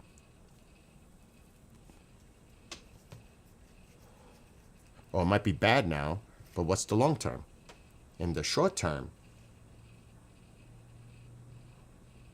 you know what I mean? It's complicated. It's not easy.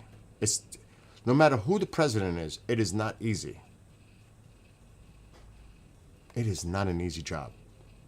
Regardless, if it's Sleepy Joe or Dozing Don. Doesn't matter. It's a hard job. And can you imagine the stresses they go through? It's not easy. And I'm not making excuses. I'm just saying it's not a freaking easy job for no one. Yeah, Hugo Chavez. It wasn't in the 90s, early 2000s.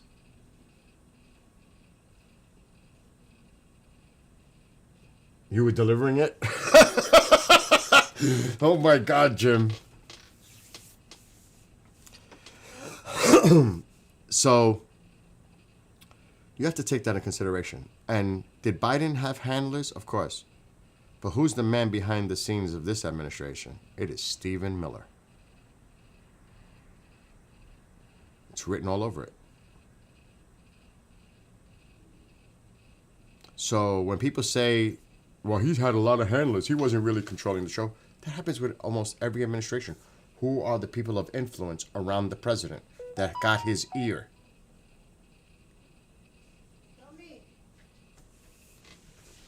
It's not uncommon.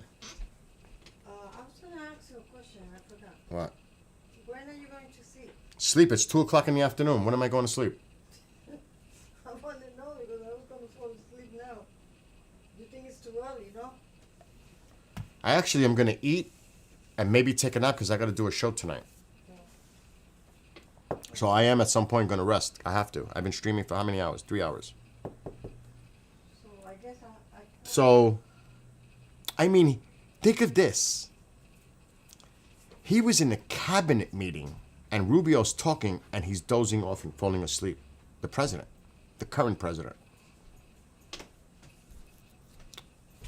And at another one, I forgot which one that one was. Oh, when they were having the pharmaceutical companies, the pharmaceutical meeting, when the guy passed out, it looked like the president just simply fell asleep. So this Sleepy Joe bullshit, you cannot say Sleepy Joe now, because this guy literally falls asleep.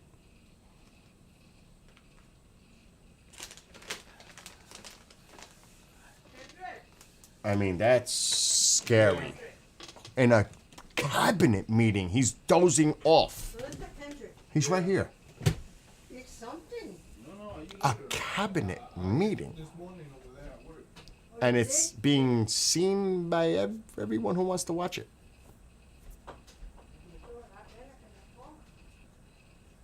So I don't hear nobody talking about that. It was okay to talk about it when Sleepy Joe was doing it. Nobody has any concerns now on the right about what's going on. Democrats were freaking out. I don't see anybody on the right freaking out because they can't. Because if they do, they're going to be targeted. That's the difference. That tells you everything. Oh boy. And we can't even imagine. It's only been it's only been 11 months. Remember, there's a deadline. That's not going to happen. December 19th for the Epstein files. And it's bipartisan right now. They don't want to see redactions of names. Yes, the victims, of course, but they don't want to see redactions of certain names in there. Protecting anyone. They want to see it. You can redact the victims, of course, and protect the victims, of course.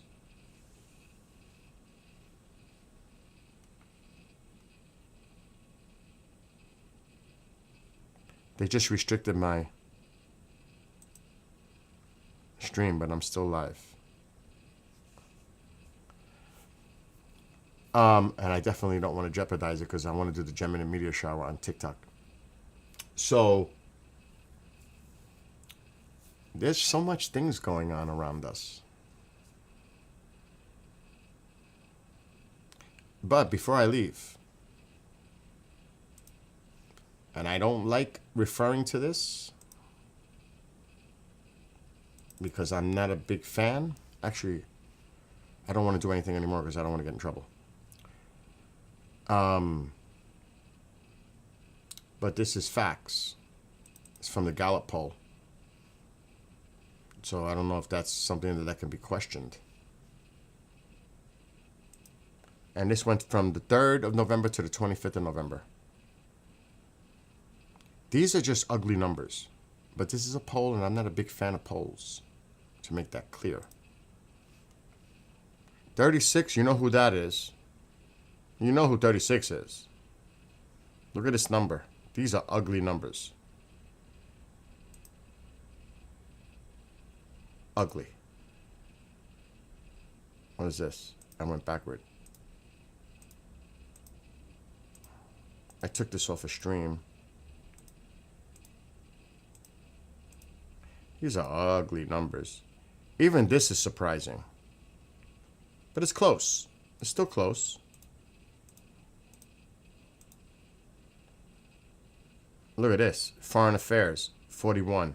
So, you know, the Republicans are sticking. The base is sticking there. Foreign trade. Tariffs. You know, you got a Republican support there. The independents are fleeing. Independents are fleeing. Immigration. Look how bad that number is. You would think it's better than that, right? Well, the majority of the country is not liking it. The MAGA base loves it. That's what that represents, pretty much. Of course they are. It's minus 25. That's crazy. This is the Gallup poll.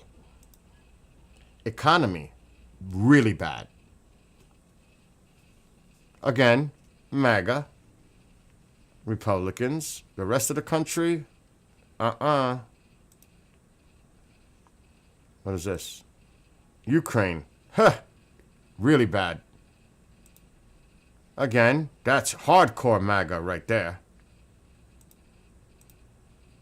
The budget, minus 33.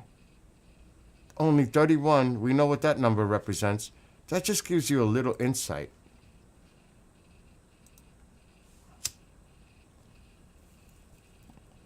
I am not a believer of polls. But that does kind of give you a little vibe. Are those numbers accurate? But again, it gives you a little pulse. It ain't good. That's not what it says. Those red numbers are Republican. The majority of the country disapproves on everything, KJ. It doesn't mean the libs are losing. It means that the Republicans are in trouble. You got it wrong. You flipped it opposite. That's not what those numbers mean. The Republicans are in, and they know it. For the midterms, 2026, they know it. Oh, you're being sarcastic. Well, then say so. I want to see this one because this one takes all the polls. I want to see the latest.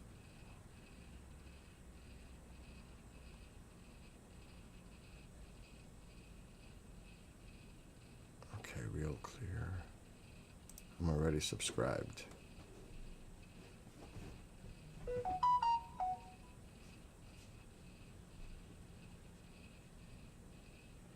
This is the latest. I don't know if this is actually the latest. View polls. This takes all the polls and puts them into one.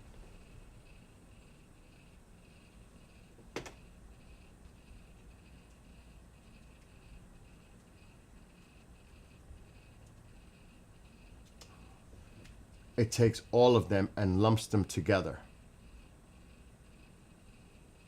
From mid-November to current. It takes all the polls. And then it rounds it. So he's in the red everywhere, on every poll. And they take those numbers and they take a median number, and it's 42% approve. Right direction is 36 approve. That's bad. And that's taking all the polls into consideration. But look at this one. Democratic Party, unfavorable, 22 compared to 12. Now, in the 2026 right now, they have a 5-point lead. If the elections were held now, but the margin of error is usually 4, so it's still close. But right now, it's favoring the Democrats. The Carolina Senate seat, he's up by 5. So you could see this takes all the polls. And you could see how his approval rating is tanking. It's just down. Down. And it takes all of the numbers. And you'll see some of them have him in positive because they're conservative polling. That's just to give you a little insight. But the overall numbers are bad in all the major areas. And Republicans that are running for 2026 see this. Now the question is, are they going to scramble and worry about their own political careers in 2026 and defy a little bit? Or are they going full in with the agenda and just go for it that way? It's going to be interesting. This is, yeah, they'll never let go. That's what I was saying, KJ. That's why I emphasize that. 36%, 31%, those are the die-hard MAGA dug-in Republicans. That number will never go below 30. Never. Because they're diehards. He can do no wrong. They are the diehards. And you have Democrats that are similar. That's why that number would never go below. They're diehards. Same thing. The progressive, same thing. Diehards. But see, that doesn't win you elections. You have to get that independent vote. And right now, independents have bailed. You cannot win majority without it. You cannot win on base alone. Matter of fact, in the election last year, a lot of Democrats crossed party line and voted for President Trump. And not voted for Kamala. And a lot of independents voted for President Trump. they're not there now. They're gone. There might be a few. But the majority of them said, hell no, this is not what I voted for. And they got to try to get them back in less than a year by the 2026 election. Now remember, if you have a ruby red district, the likelihood is they're going to keep their Republican thing in there. But, you know, they got all excited. MAGA tried to say it was exciting when this guy won in Tennessee. Trump won by 22 points. This guy won by 9 in a ruby red district. That is a scary thing for Republicans, because it's not that close in a lot of other places for people running in 2026. They see that and they're like, holy shit, I won by 12. Does that mean it's going to be a close race for me in 2026? And that's what they're thinking. Not that it's going to happen, but they're worried. They're worried about losing that house. That's a warning. That's a big flag. And they're like celebrating. MAGA's celebrating like, look, we won in Tennessee. You should win in that district. It's freaking solid red.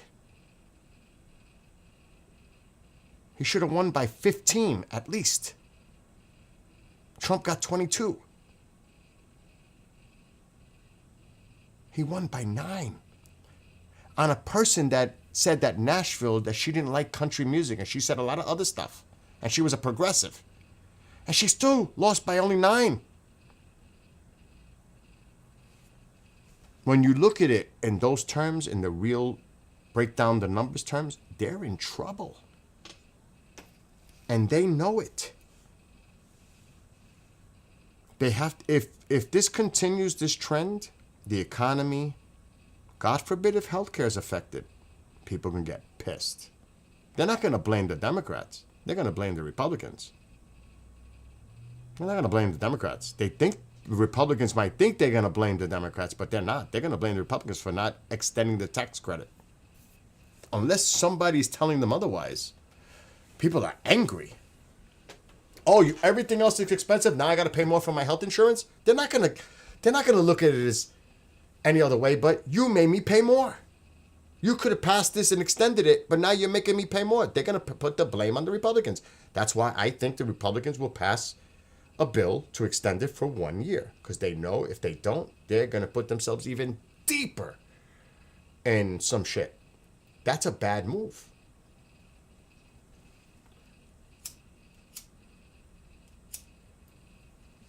Especially when you consider 6 of the 7 top states.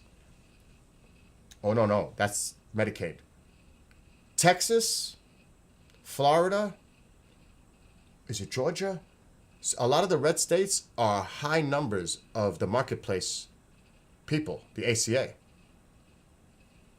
Their shit's going up if they don't get those tax breaks. Now, Florida's solid. Texas is solid. But that's just an example. You're hurting constituents by doing that. Red. Alexa, who signs up, who uses the ACA marketplace more, Republicans or Democrats? More Republicans than Democrats use the ACA marketplace for health insurance. Alexa, stop. That's true. If you don't extend those tax credits, you're hurting more of the Republican people than the Democrat people. You don't think there's going to be a backlash from that?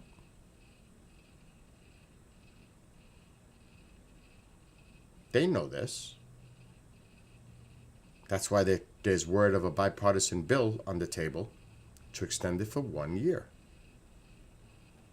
Because they know it's crazy not to. Then you have Mike Johnson going along with the other people saying, we have a plan. You know how long it's going to take for that plan to roll out and go through the... I'm going to take it outside. In the meantime, rates are going to increase.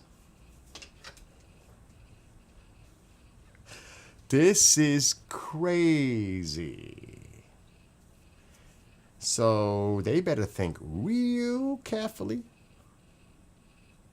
Real careful. What they do next. They got a lot to be concerned about. I would definitely extend it for a year. If I'm running for office, let's extend it for 1 year. We'll deal with this after the election next year. Then we're already in. We need to stay in control of the House and the Senate. That is the goal. That would be my goal. Because right now it's not good. If we do this, it's just going to make it worse for us. Then we make our chances even less of winning that election. They have to think about strategically about this. They got Linda on TV. Oh yeah? Yeah, from the ancient. Yeah, she does that a lot. Ancient Aliens. Uh-huh. But I can put it on mine because I can find the toy to put it But on. see, that's what's happening, KJ. That's what's happening with a lot of people.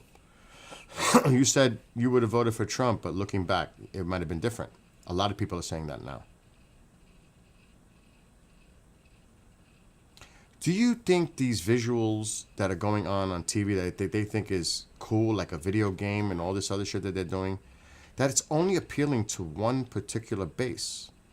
The rest of the country is like, this is not what I voted for. Regardless of what they try to put out there, their base is loving every minute of this. You're feeding them red meat. But you can't win alone on that. You just can't. You're still the minority. Democrats are still the minority. I've said this 1,000 times, even before the election last year. It's what the independents are going to do. And right now, the independents have jumped ship. They're like, oh my God, this is not what I voted for. And do you think they're going to repeat that mistake? Especially, like I said, they're paying higher for everything and they're seeing what they see. And when somebody says affordability is a hoax, what? You're telling me it's a hoax when all my shit is higher? Really? It's a Democratic hoax? This affordability thing? They ran on that in November and they swept them across the country based on that. That is a clear signal. He's not in touch. He's out of touch with reality. He's simply out of touch. And he's continued to double down, triple down. And the Republicans in the House and the Senate are like, oh my gosh, he's not helping.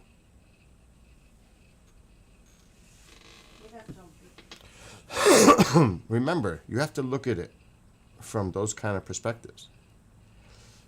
Again, if you're a Democrat or Republican, you're dug into whatever. But there has to come a point when reality sets in and you say, oh my gosh, how long do I stick this out? They bailed on Biden and decided to go with Kamala, which I find funny in itself. And Mom could tell you. Mom, do you think that Hispanics would vote for a female president? Yes. You really think that? You know how controlling the men are in the Hispanic community.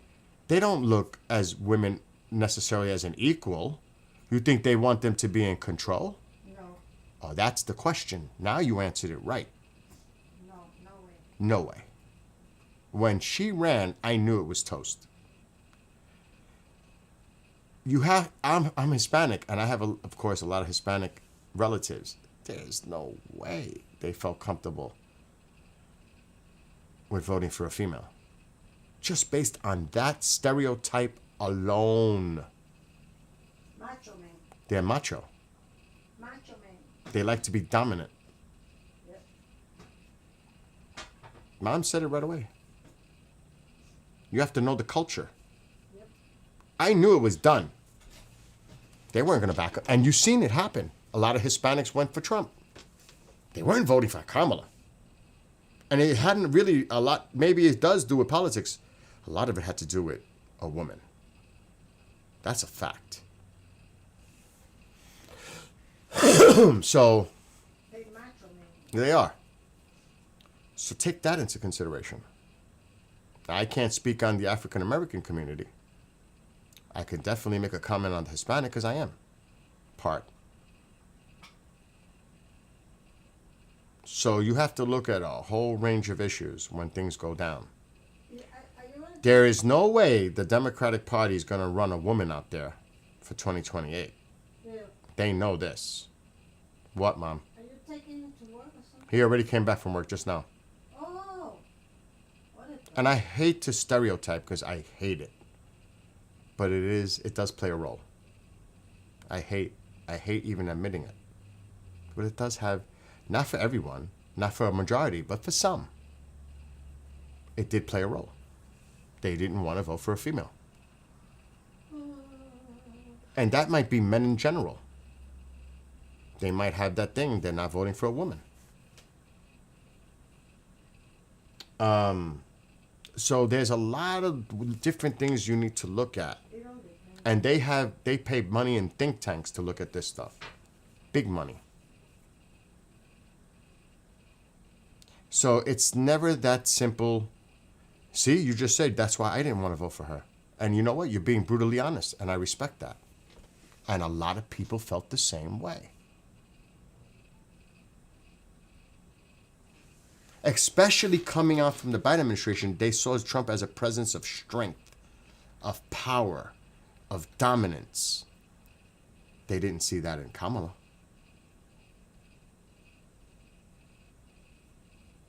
No, it's So there was a lot of different things going on. not. Good, you know. And then, of course, the promise of getting the economy better, inflation, prices down on day one, all this stuff. You know, they all do it, political promises. And a lot of them, they do. They just cannot fulfill their promises. That happens with all politicians. It's no different from any other administration or politician. So for people to be surprised that that promise wasn't kept is not shocking because it's not an easy promise to keep. That's the same thing you could say about Mamdani in New York. Those promises he made. Oh, there's another thing coming for New York City. They believe it. Well, I'm going to bed. It's not going to happen. I'm going to bed. Same could be said on that flip side. So when you look at it in practical, logical, rational terms, instead of from a really deeply emotional Kool-Aid drinking perspective, and you look at it in a practical way, you can break it down and pretty much make sense of things. And not get overly driven by your passion of party. You know, everybody's passionate about their political opinions, and that's the way it should be. But there also comes a point of time when reality hits you in the face. And you must admit at some point that this shit is not good. Come on, Taco, let's go. And the Democrats figured that out right after that debate with the President Trump, with Biden. They were in panic mode. Like, oh my God. They scrambled real fast. Again, to be fair. And there's no flags going on right now. There should be. But they're ignoring them. And I think they will ignore it to the end. That's the difference. Like you said, KJ, they will ignore it to the end. Because they'll never, ever come to grips that the person that they support is not quite doing what they wanted him to do. But they'll never admit it. And they'll never, ever sway from that. It's not like the Biden issue. It's not like what happened with Kamala and Biden last year. That would never happen in the Republican Party under Trump. Because they're never going to bail on him that way. Never. That's the difference. That is the difference. So you are right.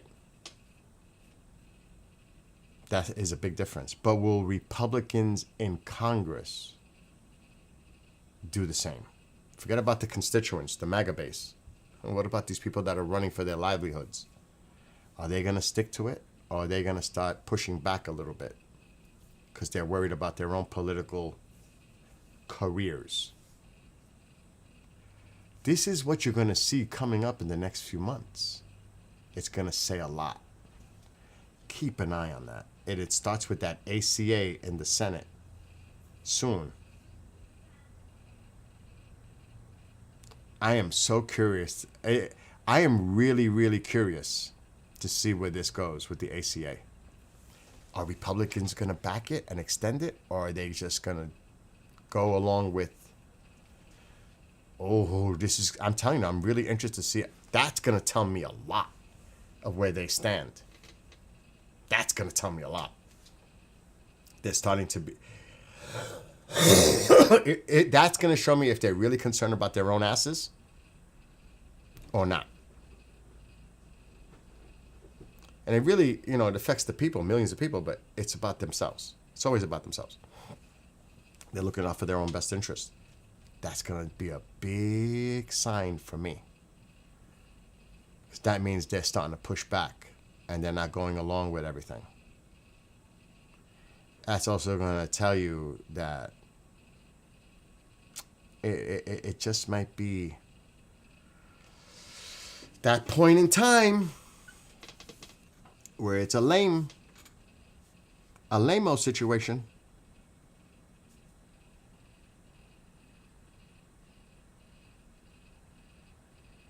Again, I would, if I was a person, I would, I'm talking from my own personal perspective, but people should definitely pay attention what happens with this ACA and what Republicans in the House and the Senate do.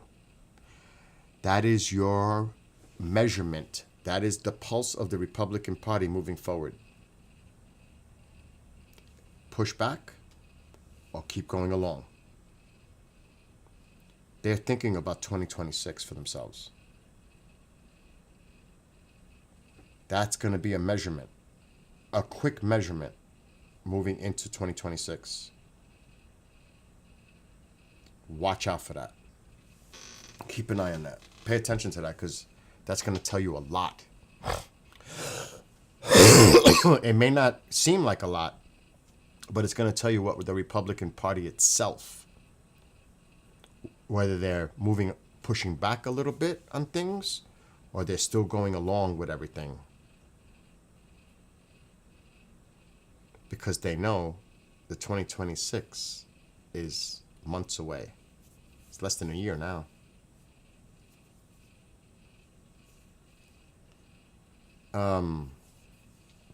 It's all political, KJ. All that is politicized. Anyway, I'm going to get off because I got to eat. And I got to get ready for a show tonight.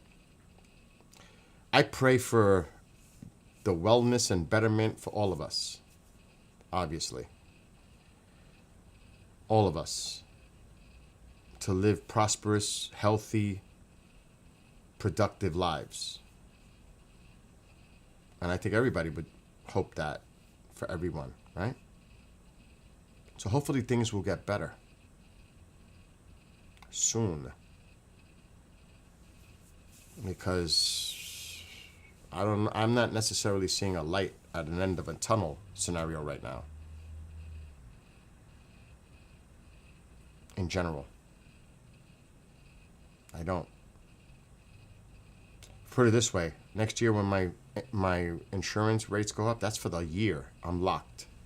I got to pay that amount for the whole fucking year. That's not going to change by anything that could happen better. That's locked. Medicaid cuts to all those people, that's locked. That's going to go into effect. All those other things, that's going into effect. The only thing that we could hope for is prices come down in areas of concern. I don't think utility bills are going down because I just showed you the data, it's more than doubled the applications and approvals of utility rates going up Oh, yeah. next year, not down. What?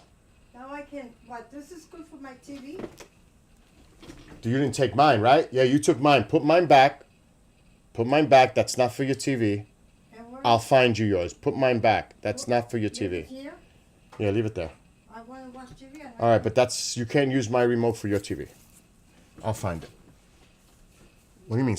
What do you mean breaking news? What's going on? Something just happened. What happened? Don't mess around, though, KJ. Don't mess around.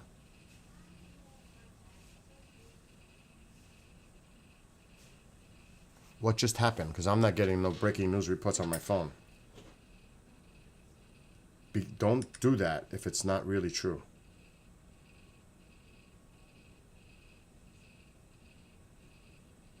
I'm thinking something's going to happen in Venezuela soon.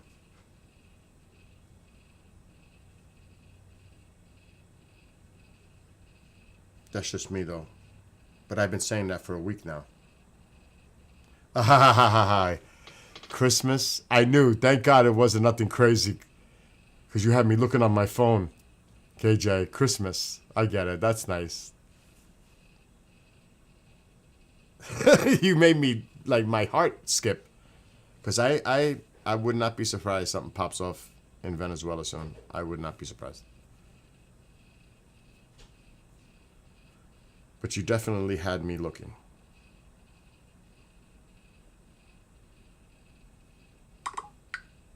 Anyway, I'm going to get off and eat.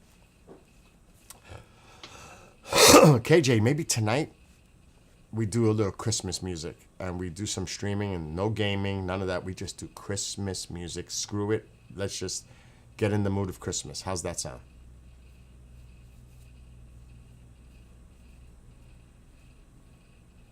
And get off all this other negative, depressing stuff. And we'll start with Mariah. Do you know how painful that is for me to say that? It'll start with Mariah. We'll get the Christmas village up. Maybe I don't know if I'll put my lights on because maybe I will. Maybe I'll put, because cloudy. Alexa, what's the weather for tonight? Tonight's looking clear and crisp. Temperatures will be between 27 and 31 degrees, with no chance of rain or snow.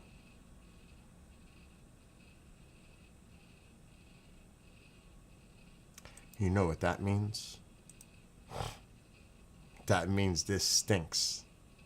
Because now you're going to have to stay here for a minute. Oh, God. It gets dark. Alexa, what time is sunset?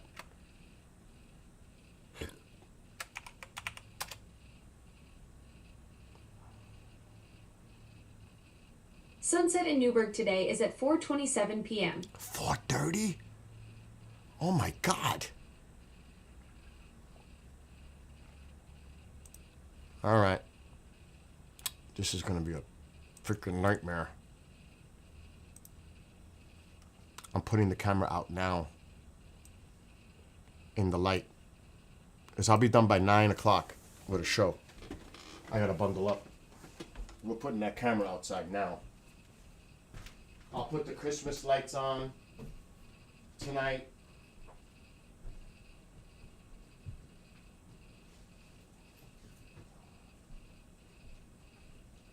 We're gonna do Christmas. Little Christmas hot cocoa. We're gonna have a little Christmas night tonight. A little early celebratory of Christmas. Even though it might just be you and me, KJ, because we're the only crazy Christmas people out there. But so what? Who cares? Now I gotta make sure I get everything. This is such a pain. And it is cold. Oh, the freaking wheelbarrow. Oh my God, the wheelbarrow.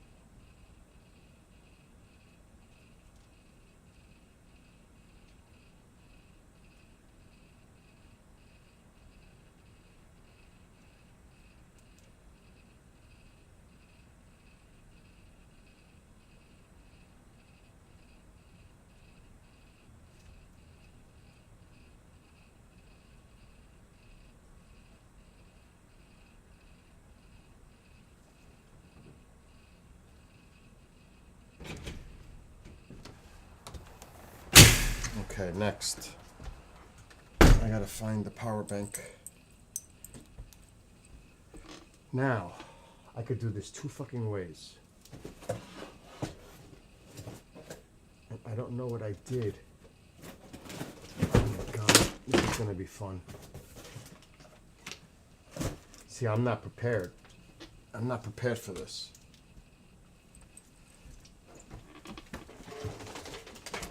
I really wasn't gonna do it.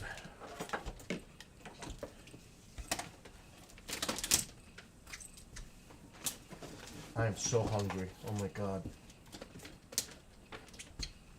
Okay, there's all kinds of cables here. I gotta figure out what the hell I'm doing.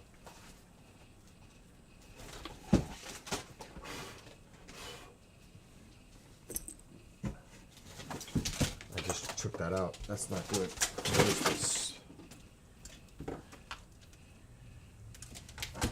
One we're missing.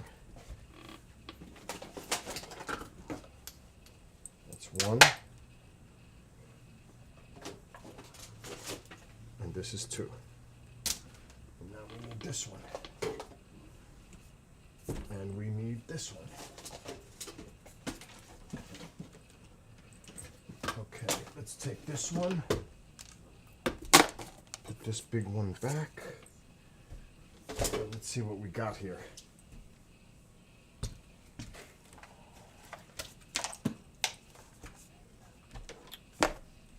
This should be the one that plugs. So if that one's that one, this plugs into the camera. Yes.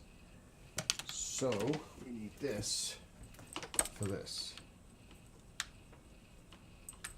Good. That's one set done. We need that.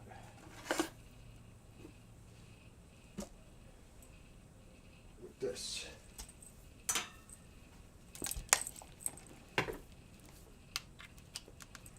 And we got that. Now we gotta figure this out. This is tangled. And now we got that.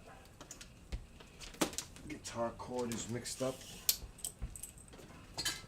All right. That's the core. This is the core. What is it? Who's she talking to? Me or the dog? Nanos? Is that the vegetable?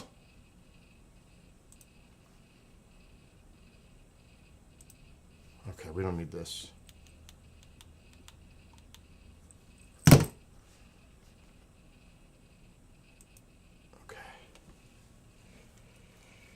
Oh, let's do this last. Tycho, go over there. Let's do this first. Whoa. This is for the heater band.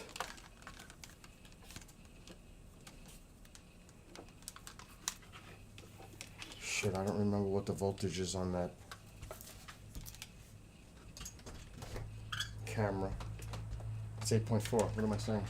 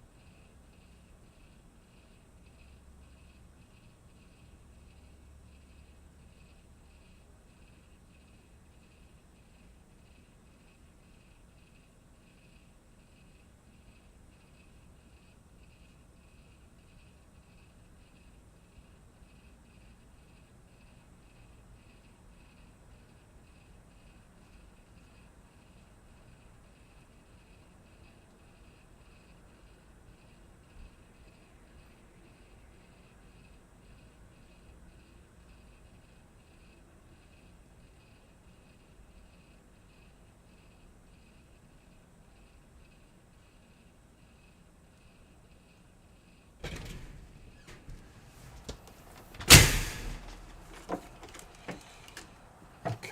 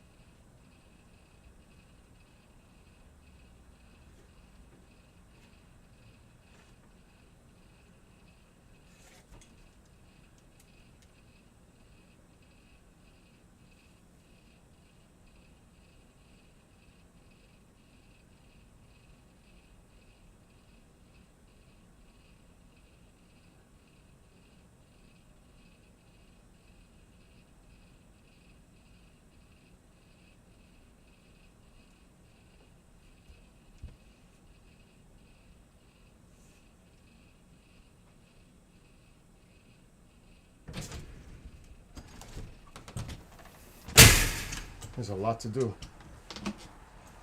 It's not that simple. There's a lot of wires.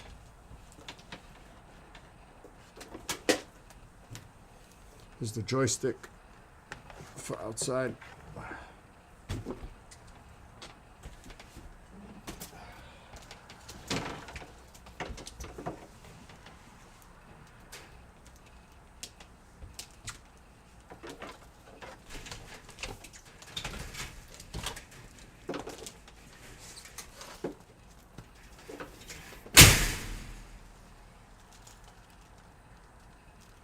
Come on, I hate when that happens. Tycho, go lay down. Don't you think about it. I hate when it all gets tangled. And I wrap it up every time. There we go. That's better.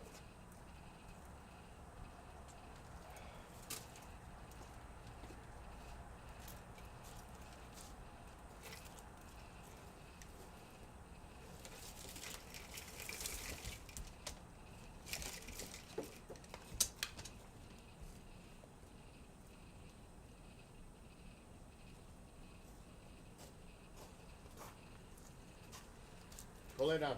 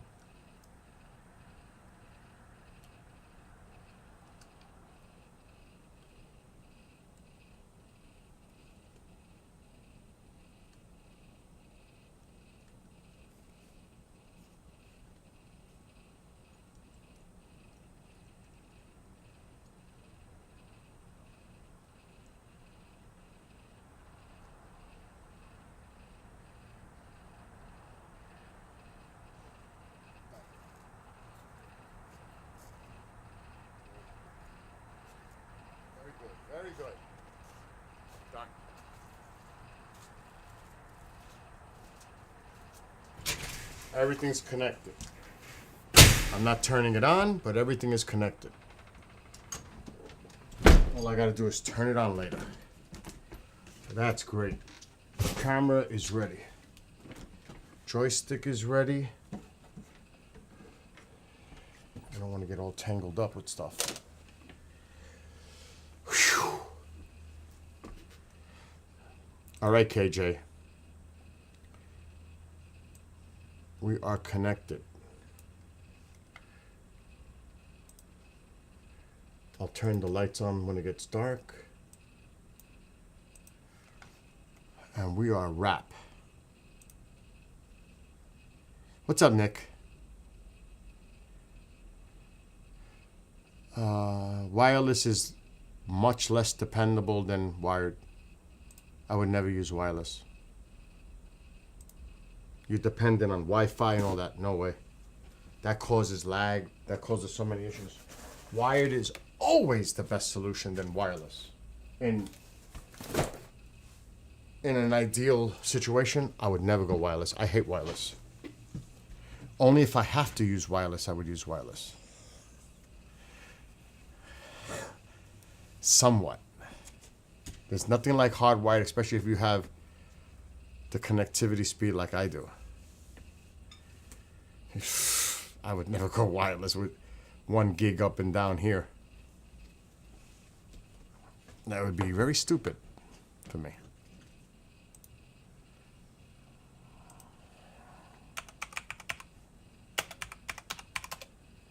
I know, Tycho. I know.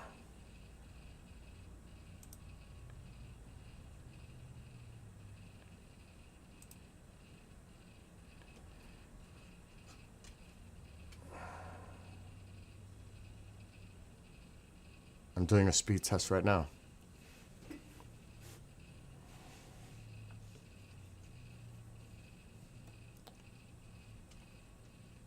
That's a little low. 626 megabits per second download. I would expect higher. The upload is insane. And that's important. That's the most important when you're streaming. My upload is 866 megabits per second. It's almost a gig. It's fucking amazing.